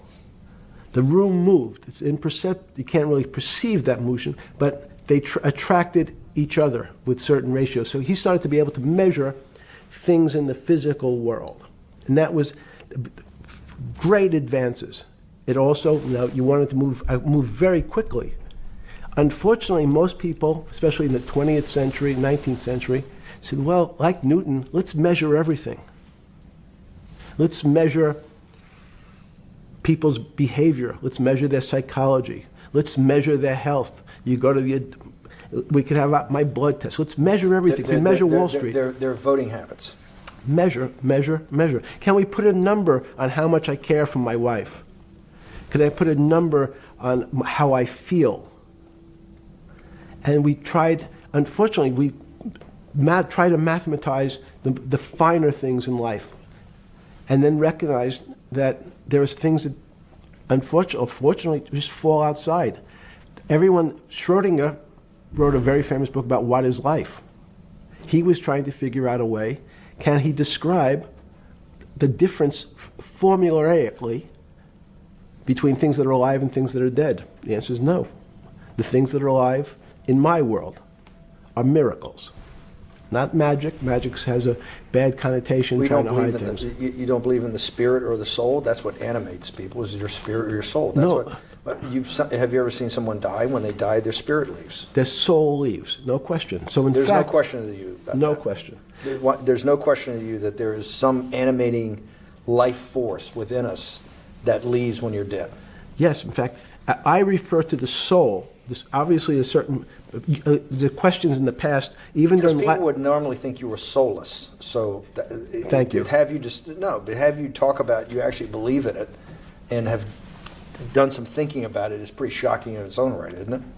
Well, again, mathematics, Leibniz thought. We know Newton was at Cambridge, and he was the head of the math department, right? He's a professor, essentially. Yes. But Leibniz, was Leibniz a German professor? Yes, but what Leibniz said is the soul is so strange because God took chemicals, which is simply the material, like tables, and he somehow made this material able to have a thought. How strange is that? Not only does it have a soul, but some way it was put together that this material substance is able to think. So when you say to me, it's obvious to everyone that there's such a thing as a soul. Now, if you're part of the Charlatanville, you'll try to explain it to people. The soul I describe as the dark matter of the brain. Why is it dark matter? Because in high energy physics nowadays you hear terms of dark matter, dark energy. Again, terminology, complicated term. Why is it dark matter? Because we can't see it, that's all. What do you mean you can't see it? Well, somehow we see something moving towards this area of darkness. Something, I can see this thing. This appears to me to be empty. It's just black. But I see it being drawn this way. So I say, well, I know if this were matter, that would follow that equation. If this was solid, it would explain the way this particle moves. But I can't see anything here. So I'll just call it dark matter. And I'll say, I don't know what it is, but it behaves as if there was something there. The soul is obvious to everyone that there's something different between things that are alive and things that are not alive. But we have no idea what it is. It's currently unexplainable. I believe we need an entirely different system of analysis to try to figure out. But Sorry. No, with Newton, with all his alchemical studies and things he worked on the spiritual side, Leibniz that just talked about the soul, Schroeder talked about what it's like. If a modern scientist or someone that you funded at MIT or at Harvard or one of these things talked in those types of terms, they would be considered to be a wingnut today, wouldn't they? They would not be on the path for tenure, right? Unless they were in the philosophy department. This is exactly my point. We're talking about three of the greatest mathematicians in mankind's history that have really changed mankind. Talking like this, what happened? How do we get to a situation where they could not be in the high physics, they could not be in the mathematics department or working in high energy physics? Good, it's an easy answer. Newton was a combination of mathematician or geometer then and philosopher. And as time went on, those disciplines seemed to move apart. We had philosophy, some of the philosophers can't do math, and some of the mathematicians. And again, mathematicians often break into two categories. People that solve problems, those are more like geometers in the old days, just problem solvers. And then there's thinkers, theoreticians. They're more like the old movement towards philosophy. But neither one of those two groups have been able to figure out why something is alive as opposed to something that's not alive. No one's been able to describe what the soul is, but we all know it exists. And I think what we need is a new, science is a bad word. I think science only describes the things we already know about the physical world. In fact, there's an argument that the physical world that we see has been created out of our systems of mathematics. Mathematics, everyone knows mathematics describes the physical world much greater than it should, unless my view, the physical world really comes out of conscious beings that have mathematics. So they create it. This table appears to you and I to be solid. To a bat, because we have light that's bouncing off the table into our eyes, it appears solid. If instead of eyes that responded to wavelengths of visual light, our eyes responded to radio waves, the radio frequencies, it's not different, it's the same type of frequency as light, but different speeds, the table's invisible. We know that our phone works in this room. So the waves are coming through the windows, the waves are coming through the walls. So the walls are invisible to that type of radiation, that type of energy.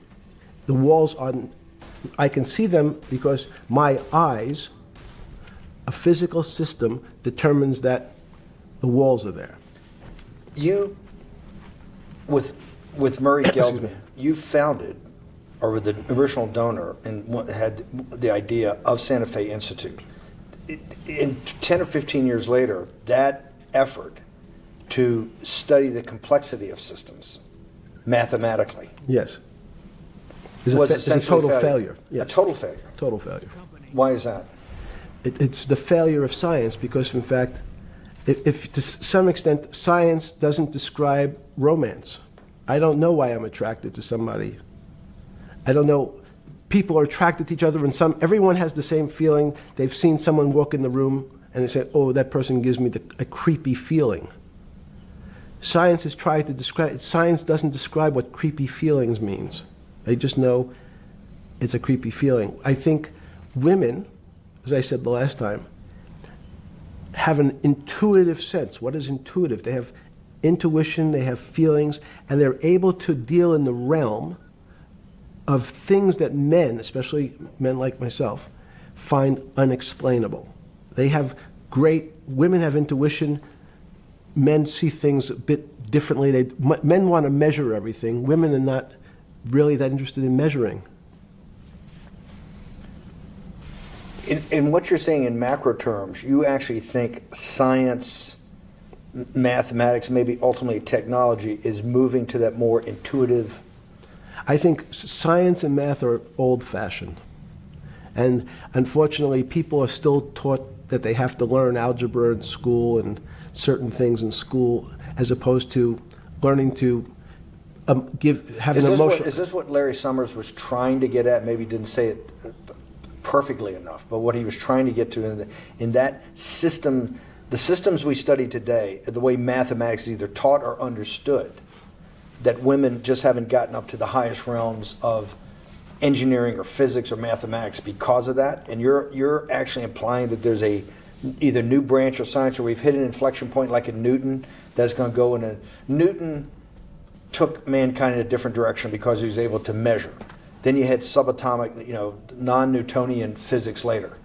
Are you saying that you think there's another developing field that's coming up that may take us, I don't know how many decades to get our hands around, but that's what's evolving out of this? Yes.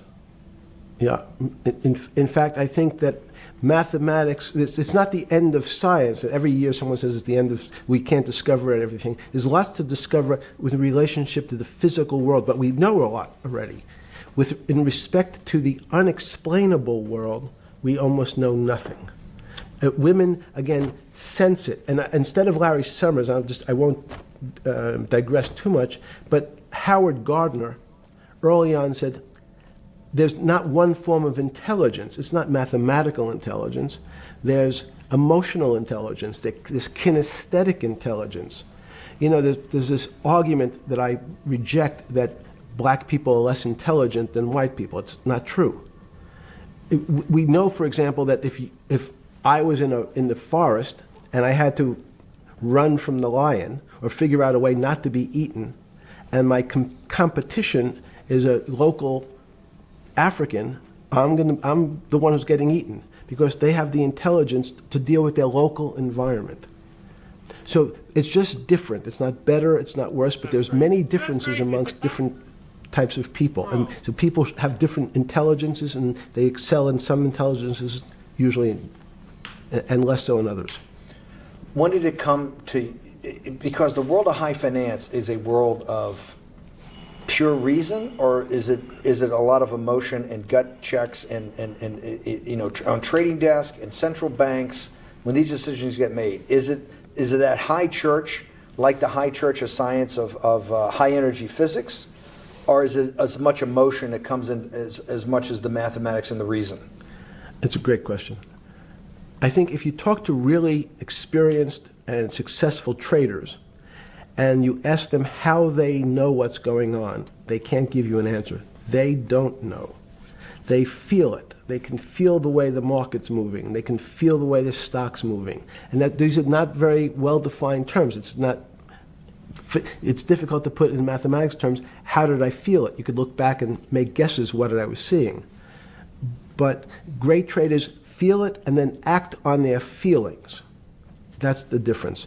Many people feel it but are afraid because they want a mathematical justification before they take that next step. When you first got on the trading desk at Bear Stearns in the late 70s or mid 70s, were you shocked by how little actual understanding of mathematics that the traders comprehended?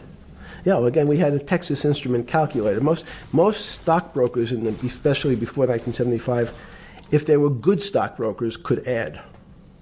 That's about it. They could multiply. If you could multiply, you were already in the top 15% of stockbrokers. Stockbrokers simply meant there's a story. When I went to the first person, I had no money. And I said, how much money do you make a year? And he said, $400,000. I said, impossible. I'm making $10,000. That's probably more than your family had made in its entire Life. existence. Yes. And he makes it in a year. I said, what do you do? And he said, it's too complicated for you to understand, which is what the main thrust of Wall Street people, they want to tell you it's too complicated. Because if you understood that that person was simply, he had a brother-in-law, in fact, in this case, who ran the pension fund at General Motors. His brother-in-law would call him and say, buy 1,000 IBM. He'd hang up the phone, he'd write it out on a ticket and walk it to a window. That was his entire skill set. Hello, write what my brother-in-law says, walk it to a ticket window. Give me an example when you were on the trading desk in the early days of Bear Stearns of a time that you felt either complete uncertainty or you saw total panic, where something was happening that people couldn't foretell and that they were like in an airplane cockpit where it's going wrong. Walk us through that. In 1978, I think it was, across the news wires, there had been a collapse of the currency in Thailand. On the other side of the world, had no relationship to me. I wasn't sure where Thailand was. But the fact that a currency, a country's money, had all of a sudden dropped tremendously in value, affected the rest of the world's markets. And people panicked because they'd never seen that before. A very small part of a very complex system had a shock throughout the whole system. So prices on Park Avenue apartments, the bond markets, the stock markets, every started to gyrate. You know, there's an old mathematics expression that if a butterfly wings in Mexico make the wrong turn, it spins out, and eventually, by the time it gets to Canada, it turns into a tornado. So these are part of complex systems. So yeah, Wall Street in certain parts. Santa Fe Institute was supposed to actually come up with a formula for that, for the butterfly wings. Why in 15 years did you reach the end of at least that experiment?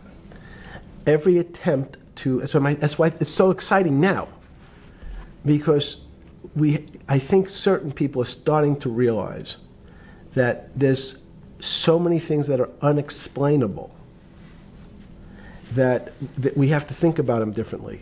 Music is a great example. It's a common man's example. You know, when you hear a certain song, it makes you feel a certain way. How does it do that? We don't know. We can't mathematize it. And even that music, Steve, nowadays we compress music. When you have a violin, it's compressed onto your iPhone. So what does compression mean? I'm taking lots of information and I'm cutting it into lots of pieces and squishing it together.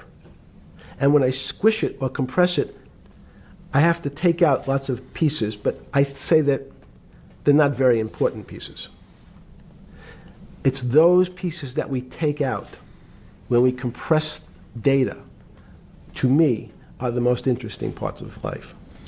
You just said a while ago, part of this new search for science may go back to when people were actually talking about a soul, and you said there's no doubt in your mind that there is a soul. Describe for me what you mean by that. What do you mean by soul? What do you mean soul different than the physical analog body that we're seeing on film right now? It's difficult to describe in words. I mean, I'm not a poet. Poems get a little closer to what that really means. But even the concept of what is life becomes complicated when you deal with plants and seeds. Is a seed alive? I don't know. Certain people would say, no, it's dead. When you're a banana, one of my favorite examples is the banana that's sitting on the countertop in your kitchen today. Is it alive or dead? What do you think about human life? Tell me about human life. But your banana is alive. That banana's breathing. It's on your. You say that's impossible, Jeffrey. No, it's not. Is the banana conscious? All these words. These are words. So everyone's trying to fit a very complicated concepts into a very small box called conscious or alive. These don't fit in that way. So if you put your banana in a bag and put another fruit in with it, the fruit ripens faster because the banana breathes with it. We don't understand most of those things. So you asked the big question. Sorry. You talk about the life. What about human life? What about it? Tell me what do you think? What do you think human life is? It's a miracle. It's a miracle. And when I say miracle, I can't explain it, and I make no attempt to explain it at the moment. We don't know how to think about it. And anyone, and again, another one of the Feynman quotes when he was talking about quantum physics. He said, anyone, Jeffrey, who says they understand quantum physics and quantum mechanics and quantum behavior, you know they're lying. Let's talk about it. That's post-Newtonian. Talk about what's the difference, who founded quantum mechanics, why is quantum mechanics taking Newtonian physics and taking it to the next level? It forms a much broader category. Let's go back to this desk. You use the thing of Newton using this desk. Why can't Newton's theory explain everything? Why did subatomic quantum mechanics or quantum physics have to come in to explain this? Well, so let's go right back to square one. Why is it called quantum physics? So quanta is a word that simply means packet, small amount. So it's quantized. So we recognized, when we recognized that this table appears, another very complicated word, solid to us, it's really made up of molecules or atoms. And atoms, we've given lots of names to what some of the behaviors. If you were in school, when you and I were in school in the 50s, the model was a little center thing in the middle, and an electron went around and around it. It was seen as a ball that went around and around it. And as we started to look at, say, well, let's see what this ball looks like. I want to be able to examine that little thing called an electron. We found that there was nothing there. There wasn't the thing. It was simply a cloud of energy that we can call an electron. So we already started to see mysterious things as we go into very super small quantities, quantum physics. So quantum physics started to go into the very small, and at very small distances, we see things that we can't explain. We just cannot explain. How am I doing on time? 4 minutes. Fine. And to summarize, no, sorry. Let's go back to human life. When do you think human life starts? It's not these. So you see, this is the question. You're asking me to measure something again. It's the It disease. can't be measured. You just hate making commitments. That's why I'm not married. I'm peeling this onion back a layer at a time. All your bullshit and happy target can't be measured like that. Is that to say measure it's a commitment. You don't even like a commitment when you answer a question. I don't As know. they say in golf, commit to the shot. I don't know what it means to be measured. You do know what it means to be measured. You're one of the leading currency traders, hedge fund guys, or stock market financial wizards. You're in the high priesthood of high finance. You certainly know how to measure. That's why you're a billionaire. Any other answer besides that is total and complete bullshit, and you know it. I know very few things. You know things can be measured. You measure every day. You weigh and measure every day. You weigh and measure people. You weigh and measure leaders. You weigh and measure economies. You weigh and measure politics. It's a very good. You Great. weigh and measure. You weigh. Hang on. Your whole life, in fact, is measuring. So what you've now done is a great thing, is you've used the word measure, a mathematic term, in the common vernacular and abused it. So I don't even recognize what it means. It's so abusive to my field. Let's go to that. In mathematics, measure means what specifically? There's no specific. It's an approximation, or giving something a number. Einstein said, we're not asking you to go to the ninth decimal point. You didn't say that before. No, you're not going to the ninth. I don't even. What if I say measure how tall are you? You'd say in your case 6 foot. 6 feet. But is it 6 foot 1 inch? Give or take, it's between 5'11" and 6 feet. But what's that? So the question is, I want an accurate. I got Zeno's paradox. I don't even know what it means Right. to measure you. Am I measuring the top of your hair, the top of your skull, and the finer, the more. You're being rabbinical.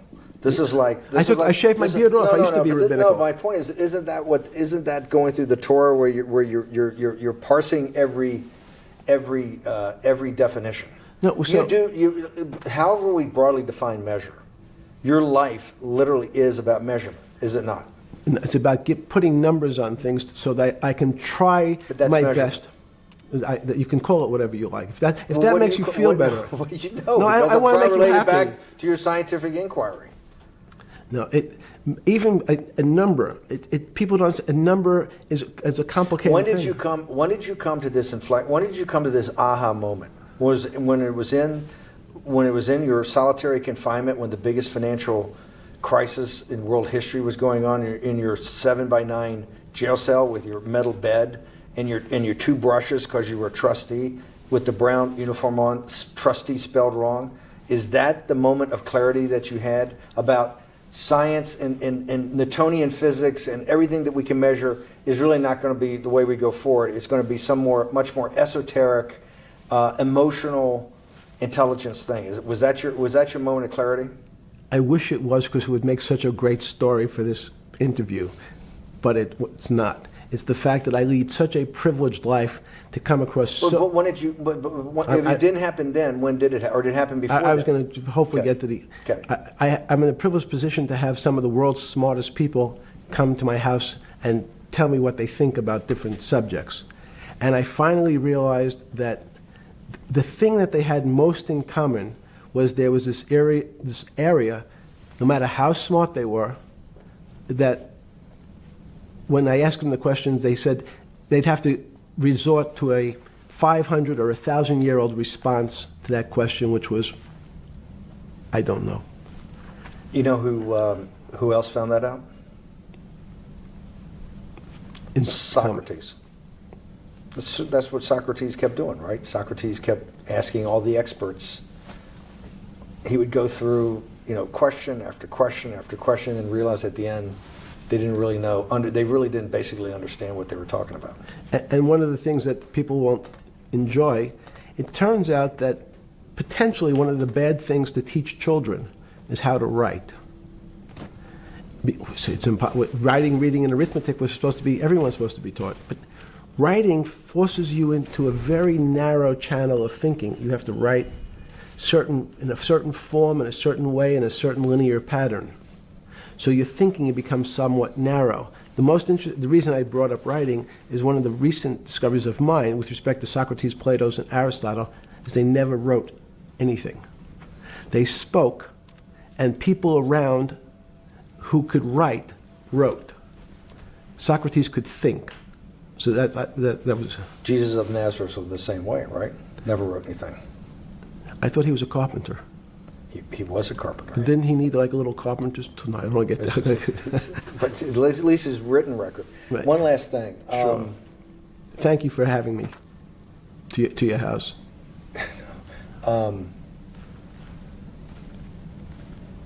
Vegetable juice. Let's go back. Look what vegetable juice does. When did that? The beginning of that. Was there any one aha moment in all these great thinkers? Did it happen before 2008? Was it after? That came up over, I know, many years. But when did you actually realize, hey, something new's got to be developed? Yeah, that's great. Is that because again, I'm privileged enough to have people around me who've given lots of philanthropic gifts to institutions of higher learning, and when I said the impact, how do you judge the impact of your giving? And we sat down and said, no really new ideas have come out. And I realized that, of course, it hasn't come out because we've been looking at using science and mathematics, and it's the wrong tool. It's obvious. Institutions that are set up and try to put forward knowledge and understanding and truth, should they take your money? Derek Bach at Harvard said, taking money for good causes is a good thing. So if Hitler took all the gold out of the teeth of the Jews and said, I want to give this to Heidelberg University to fund the Leibniz chairs so that I can study high energy physics, Derek Bach would say that was fine? Again, these questions are questions where good people on both sides, like your Charlottesville, could differ. I don't know the answers to these questions. So tell us the two. Give us the two answers. What the one answer why it shouldn't be, and then one answer. Derek Bach says, I'll essentially take cash from anybody because I got so many projects, so many good guys, and this is the way I'll do it. So I'm indifferent to where the cash comes from. Money's money. And if I got good guys, I'm the fiduciary that says these are good people and this is good research, okay? I'll take the cash from any source, including you. What's the other argument? Let me give you that. I know in my case, Is your money dirty money? if you live, I just asked a question. Is your money dirty money? no, it's not. So in fact, Why is it not dirty money? because I earned it, a heart. But you earned it. I earned it legally. We went back to this before. You earned Yes. it. You earned it advising the worst people in the world, right? That do enormous bad things, and just to make more money. So, instead of asking me the question, should you take the money? Because I think it's a legitimate question. Do you think it's a legitimate question? Yes, no Why? question.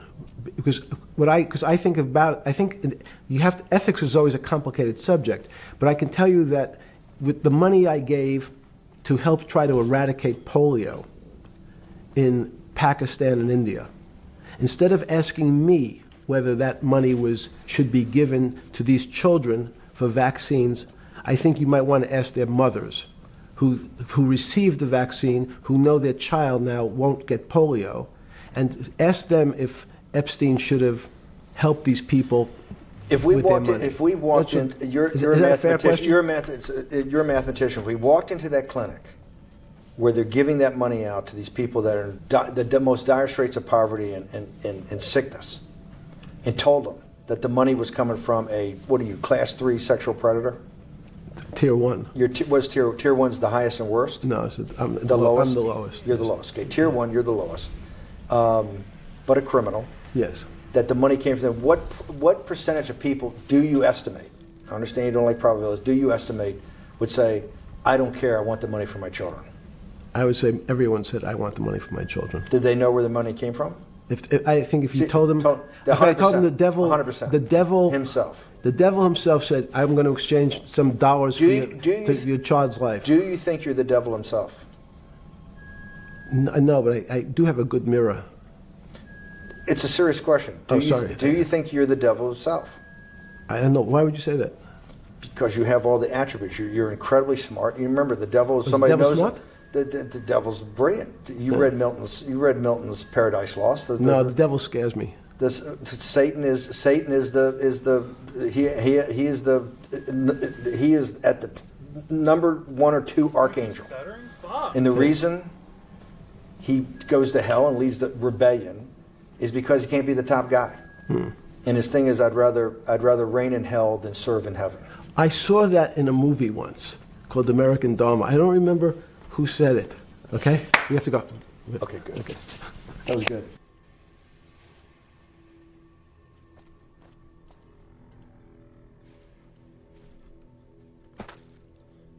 Wow. No, that's fucking nuts, y'all.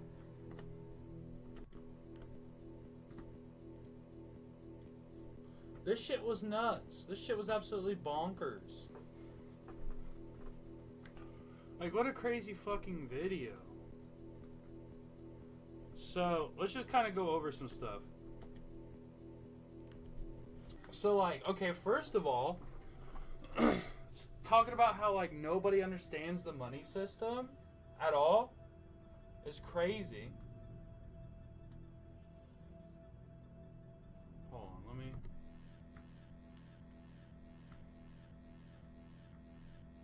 Yo! Hold on.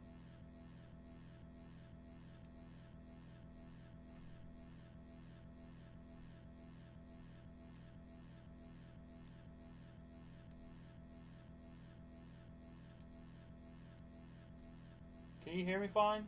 Can everybody hear me fine?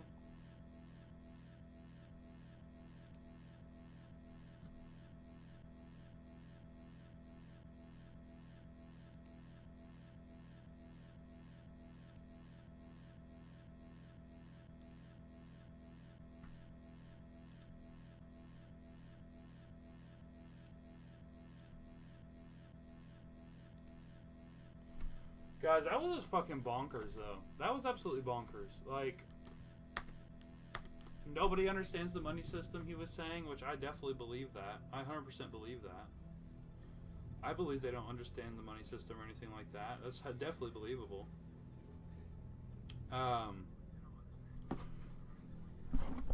I just think it was nutty, bro. I just think that was a nutty-ass interview. He exposed a lot. I learned a lot. I just learned a lot from a dead... He's not dead. I just learned a lot from a convicted pedophile, bro. Like, he knows more about the system than anybody else. He was just flaunting it in your face just then. Like, these people... He was in way deeper than anybody knew.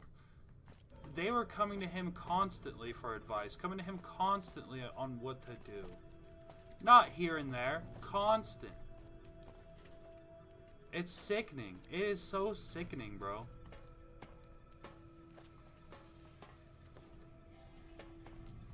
I don't know. It is sickening. It's like, what can you do at that point? What can we really do?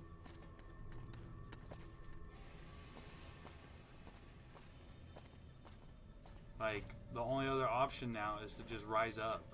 That's the only other option, is to rise up and get all these perverts out of power.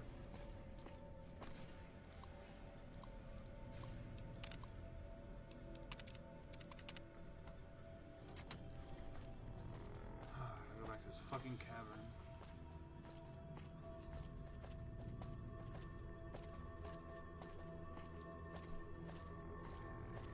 I don't know, it is super frustrating though, I'll tell you that much. It is super frustrating.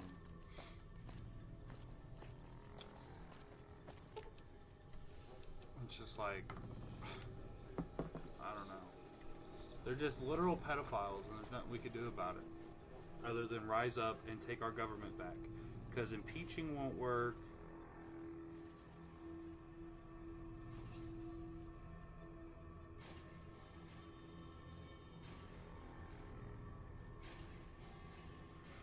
So it's like, what do you do at that point? You know what I mean? What do you really do? Do you rise up and lose everything you have? And get called... Like, even talking about this like this right now, they could come to my house right now and say that I'm inciting a riot, when I'm not. But they very well could say that. You know what I mean? Just because I said, well, we might have to rise up. But I don't know, you know what I mean? I just can't deal with this anymore. I can't deal with these people raping children and then running my country. It's just not an option. For me personally. You know what I mean? Me personally, I'm not rocking with that. You know what I mean? I mean, it's just simple as that. I'm not rocking with pedophiles.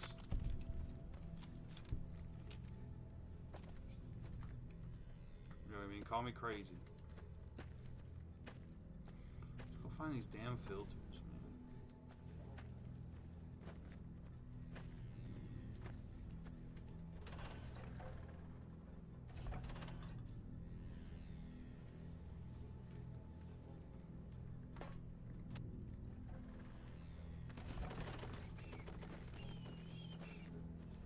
All mine.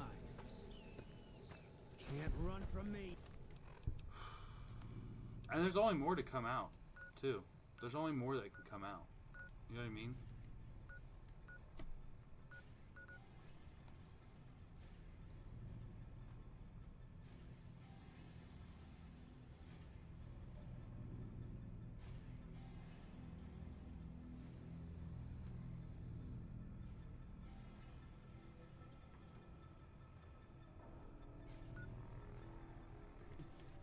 Oh wait, no, I am supposed to go that way. Fuck me.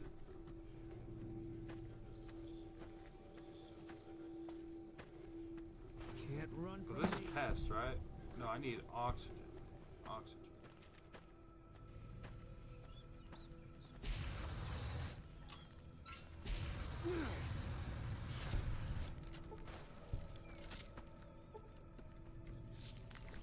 Can't run from me. Boone, you dumbass. Huh? Okay, come on. Shit. Is it a dead end? Shit.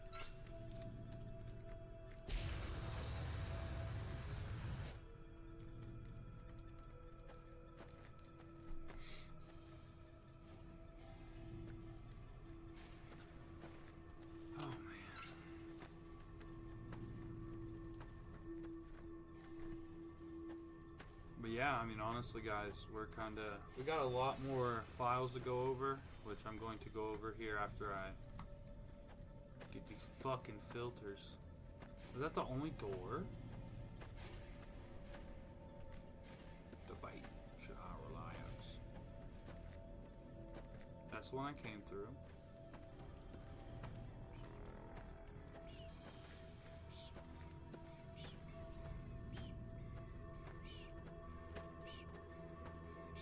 Has to be it. This has to be the one. Ah, it is the one. Haha, bastard. You bastard bitch. Fucking bastard bitch.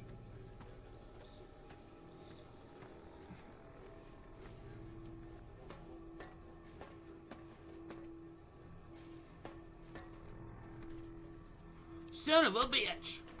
We got him. Let's get out of here.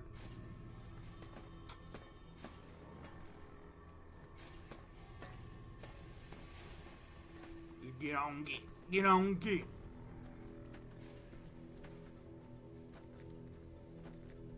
Go on, get.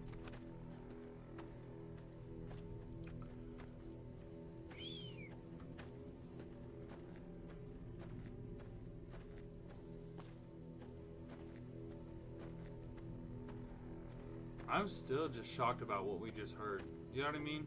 Just the cockiness and the confidence of him just having access to not only all these systems, but knowing how they work while nobody else does.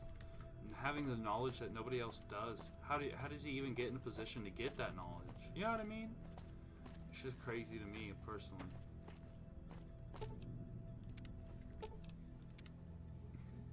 Maybe I'm crazy, though. You know what I mean?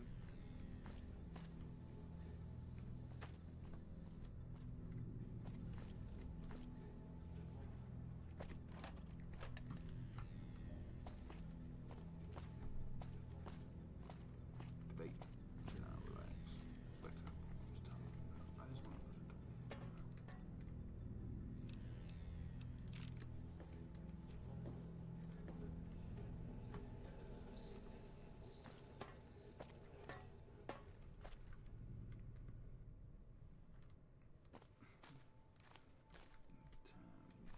Woods to the fucking face. Good till I fucking ate riding with my baby Sage. Alright, I just got one fucking vault left, man. Vault 11.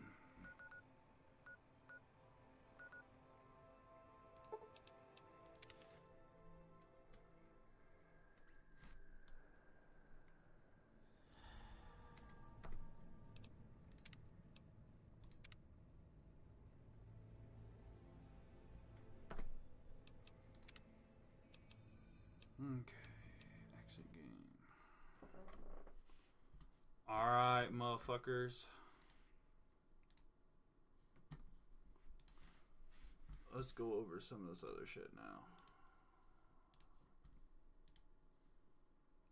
Actually, hold on. Let's do it this way.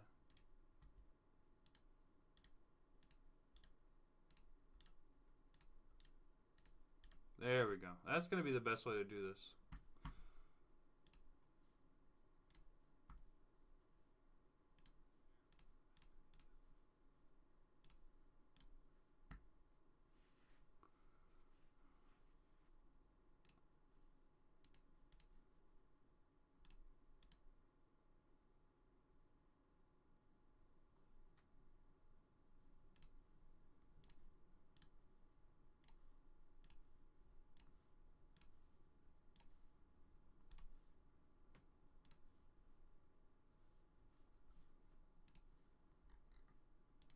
Crazy, you gotta be 18 or whatever to go through this, but he didn't care if they were 18, did he, guys? Sure didn't. Sure didn't.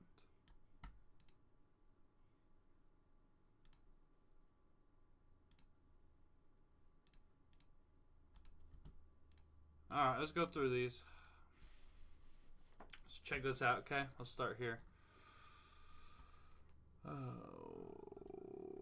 Epstein trafficking, child sex trafficking.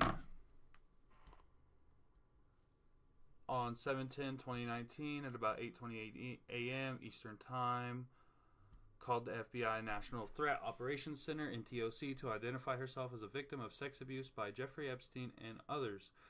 Blank provided the following information. In approximately 1994, blank blank blank revealed herself to blank as past victim of sex abuse by Epstein. Blank described the abuse occurred during parties. Blank blank further identified blank as a friend of blank. In approximately 1996, blank resided with blank in blank. An unknown man abducted blank from her home whence she later woke in the presence of Harvey Weinstein and Sean Carter Jay-Z. While Weinstein had inserted his fingers into blank blank believed she was in Epstein's mansion in Florida. Blank estimated she was abducted on 7 occasions, awakening each time in an opulent indoor setting. Blank suffered from sex abuse on multiple of those occasions in which Epstein participated. Blank recalled Leon Black and William Barr, current United States Attorney General, being present during some of the occasions of abuse. In approximately 2006, Blank last recalled being abused by Epstein on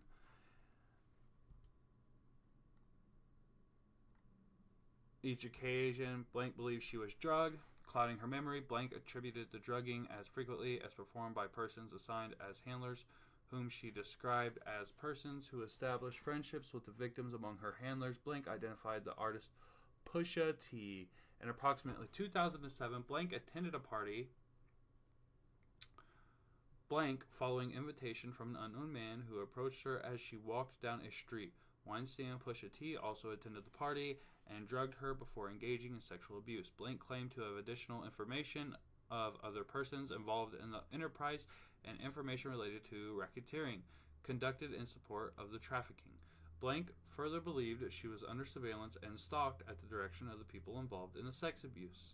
Blank confirmed she was not diagnosed with mental illnesses. Blank refused to provide her physical address, advising that she maintained no permanent address.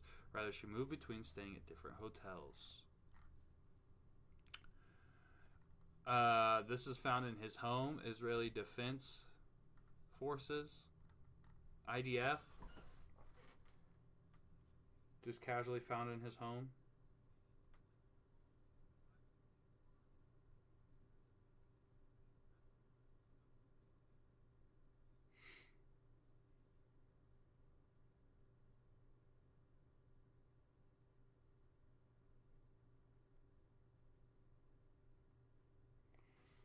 Oh, shit.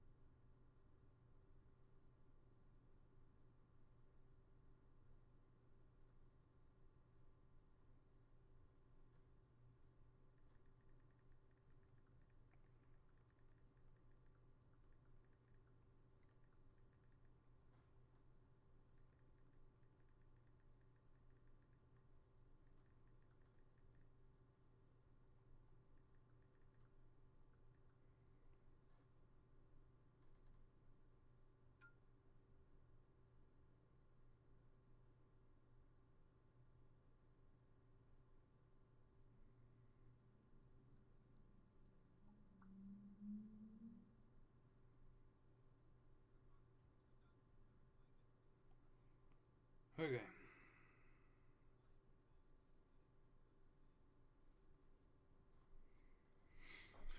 Okay, let's get back to it. Let's get back to this shit.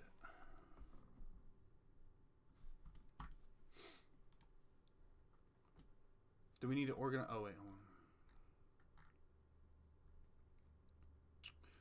We'll be in BSS, like bars area over the holidays. Is there a good time to visit? Any day, 1st through 8th. Play it through ear if you want. Always space for you. This is the Elon, I do believe. Probably the 1st then. The 2nd or 3rd will be perfect. I will come get you. I need to fly back to LA on the night of the 2nd. I could actually fly back on the 3rd or 2nd. So bars, we should head to your island on the 2nd. So this is from Musk, obviously. Do we need to organize Elon to your island on January 2nd?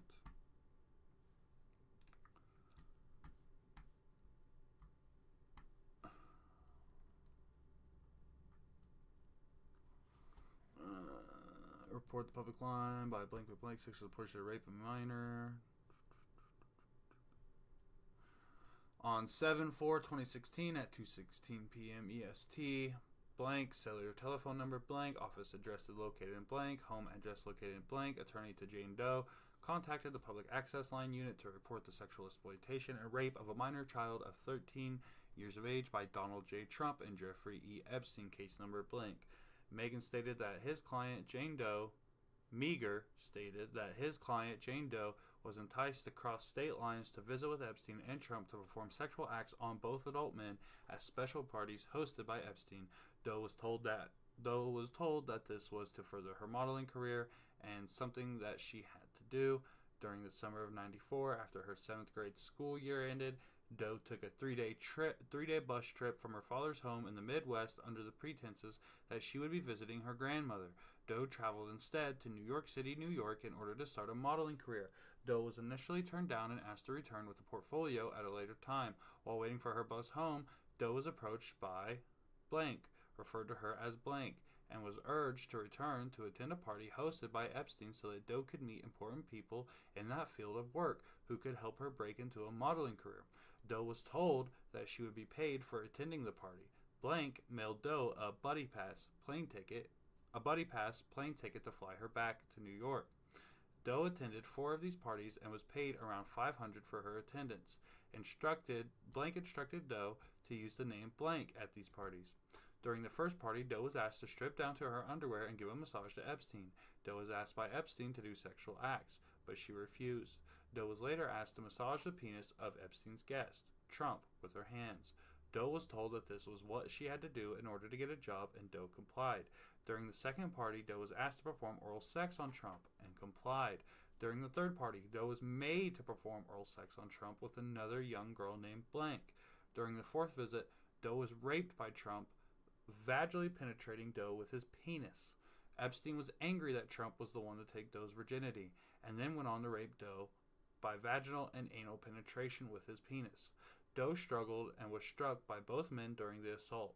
Doe was then threatened with violence by both men not to take any report of what happened. We'll make you disappear like blank. Doe was not paid for this final party. Doe remained in contact with blank after the final party, and blank was regretful of what happened to Doe. Blank's job was to recruit young girls to attend Epstein's parties with the knowledge that they would be coerced into sexual activities. Blank stated that blank would have records of Doe's visits. On 4/26/2016, Doe put together a complaint against Epstein and Trump on her own under the name she was given to use at the parties. Blank stated that Doe's case was dismissed because Doe incorrectly filed the complaint as a civil rights violation. On 6/20/2016, Blank took up the case and filed the complaint again under a different approach. Summons have been issued and ordered to title Blank sexual exploitation of a minor. Meet on 9/26/2016 for scheduling has been made. The compliance have not been yet served to Epstein or Trump. Doe's parents were never informed of what happened to her and still are not aware. Blank stated that Doe would not like her parents to know of these incidents. Open source queries showed that there is no statute of limitations for rape in the state of New York. Open source query for blank office located in blank divs and Sentinel queries for blank homes addresses located in blank. Produce these results for Experian phone data. Sentinel query for cases involving Jeffrey Epstein and Donald J. Trump, regardless regarding exploitation of minors. Produce case number blank.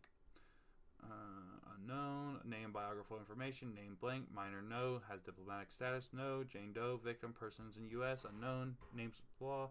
Minor no. No. Victim information. Victimized from 6/1/94 to 8/1/94. So 2 months straight. Okay. Okay. Let's see here. On Thursday's Washington Post, Rick Zerga looks at Israel as stronger than ever and what Netanyahu should do with his strength. While incumbents around the world are struggling to hold on, one is thriving by bringing the rival Canadian party into his ruling coalition. Benjamin Netanyahu has become king of Israel. Okay, cool. Cool. Very cool.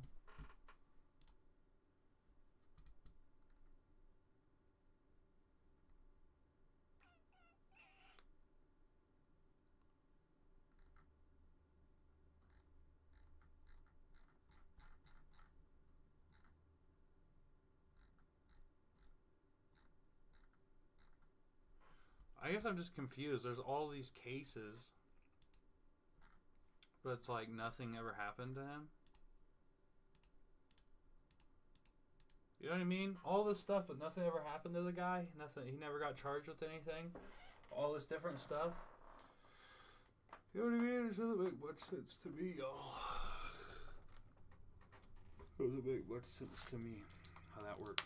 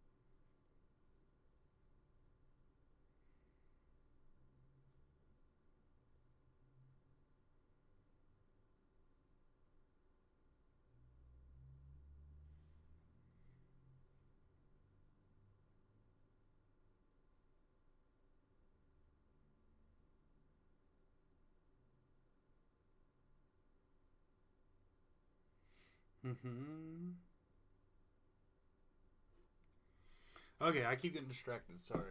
I'm trying to figure out where to go next on this. I'm just kind of lost.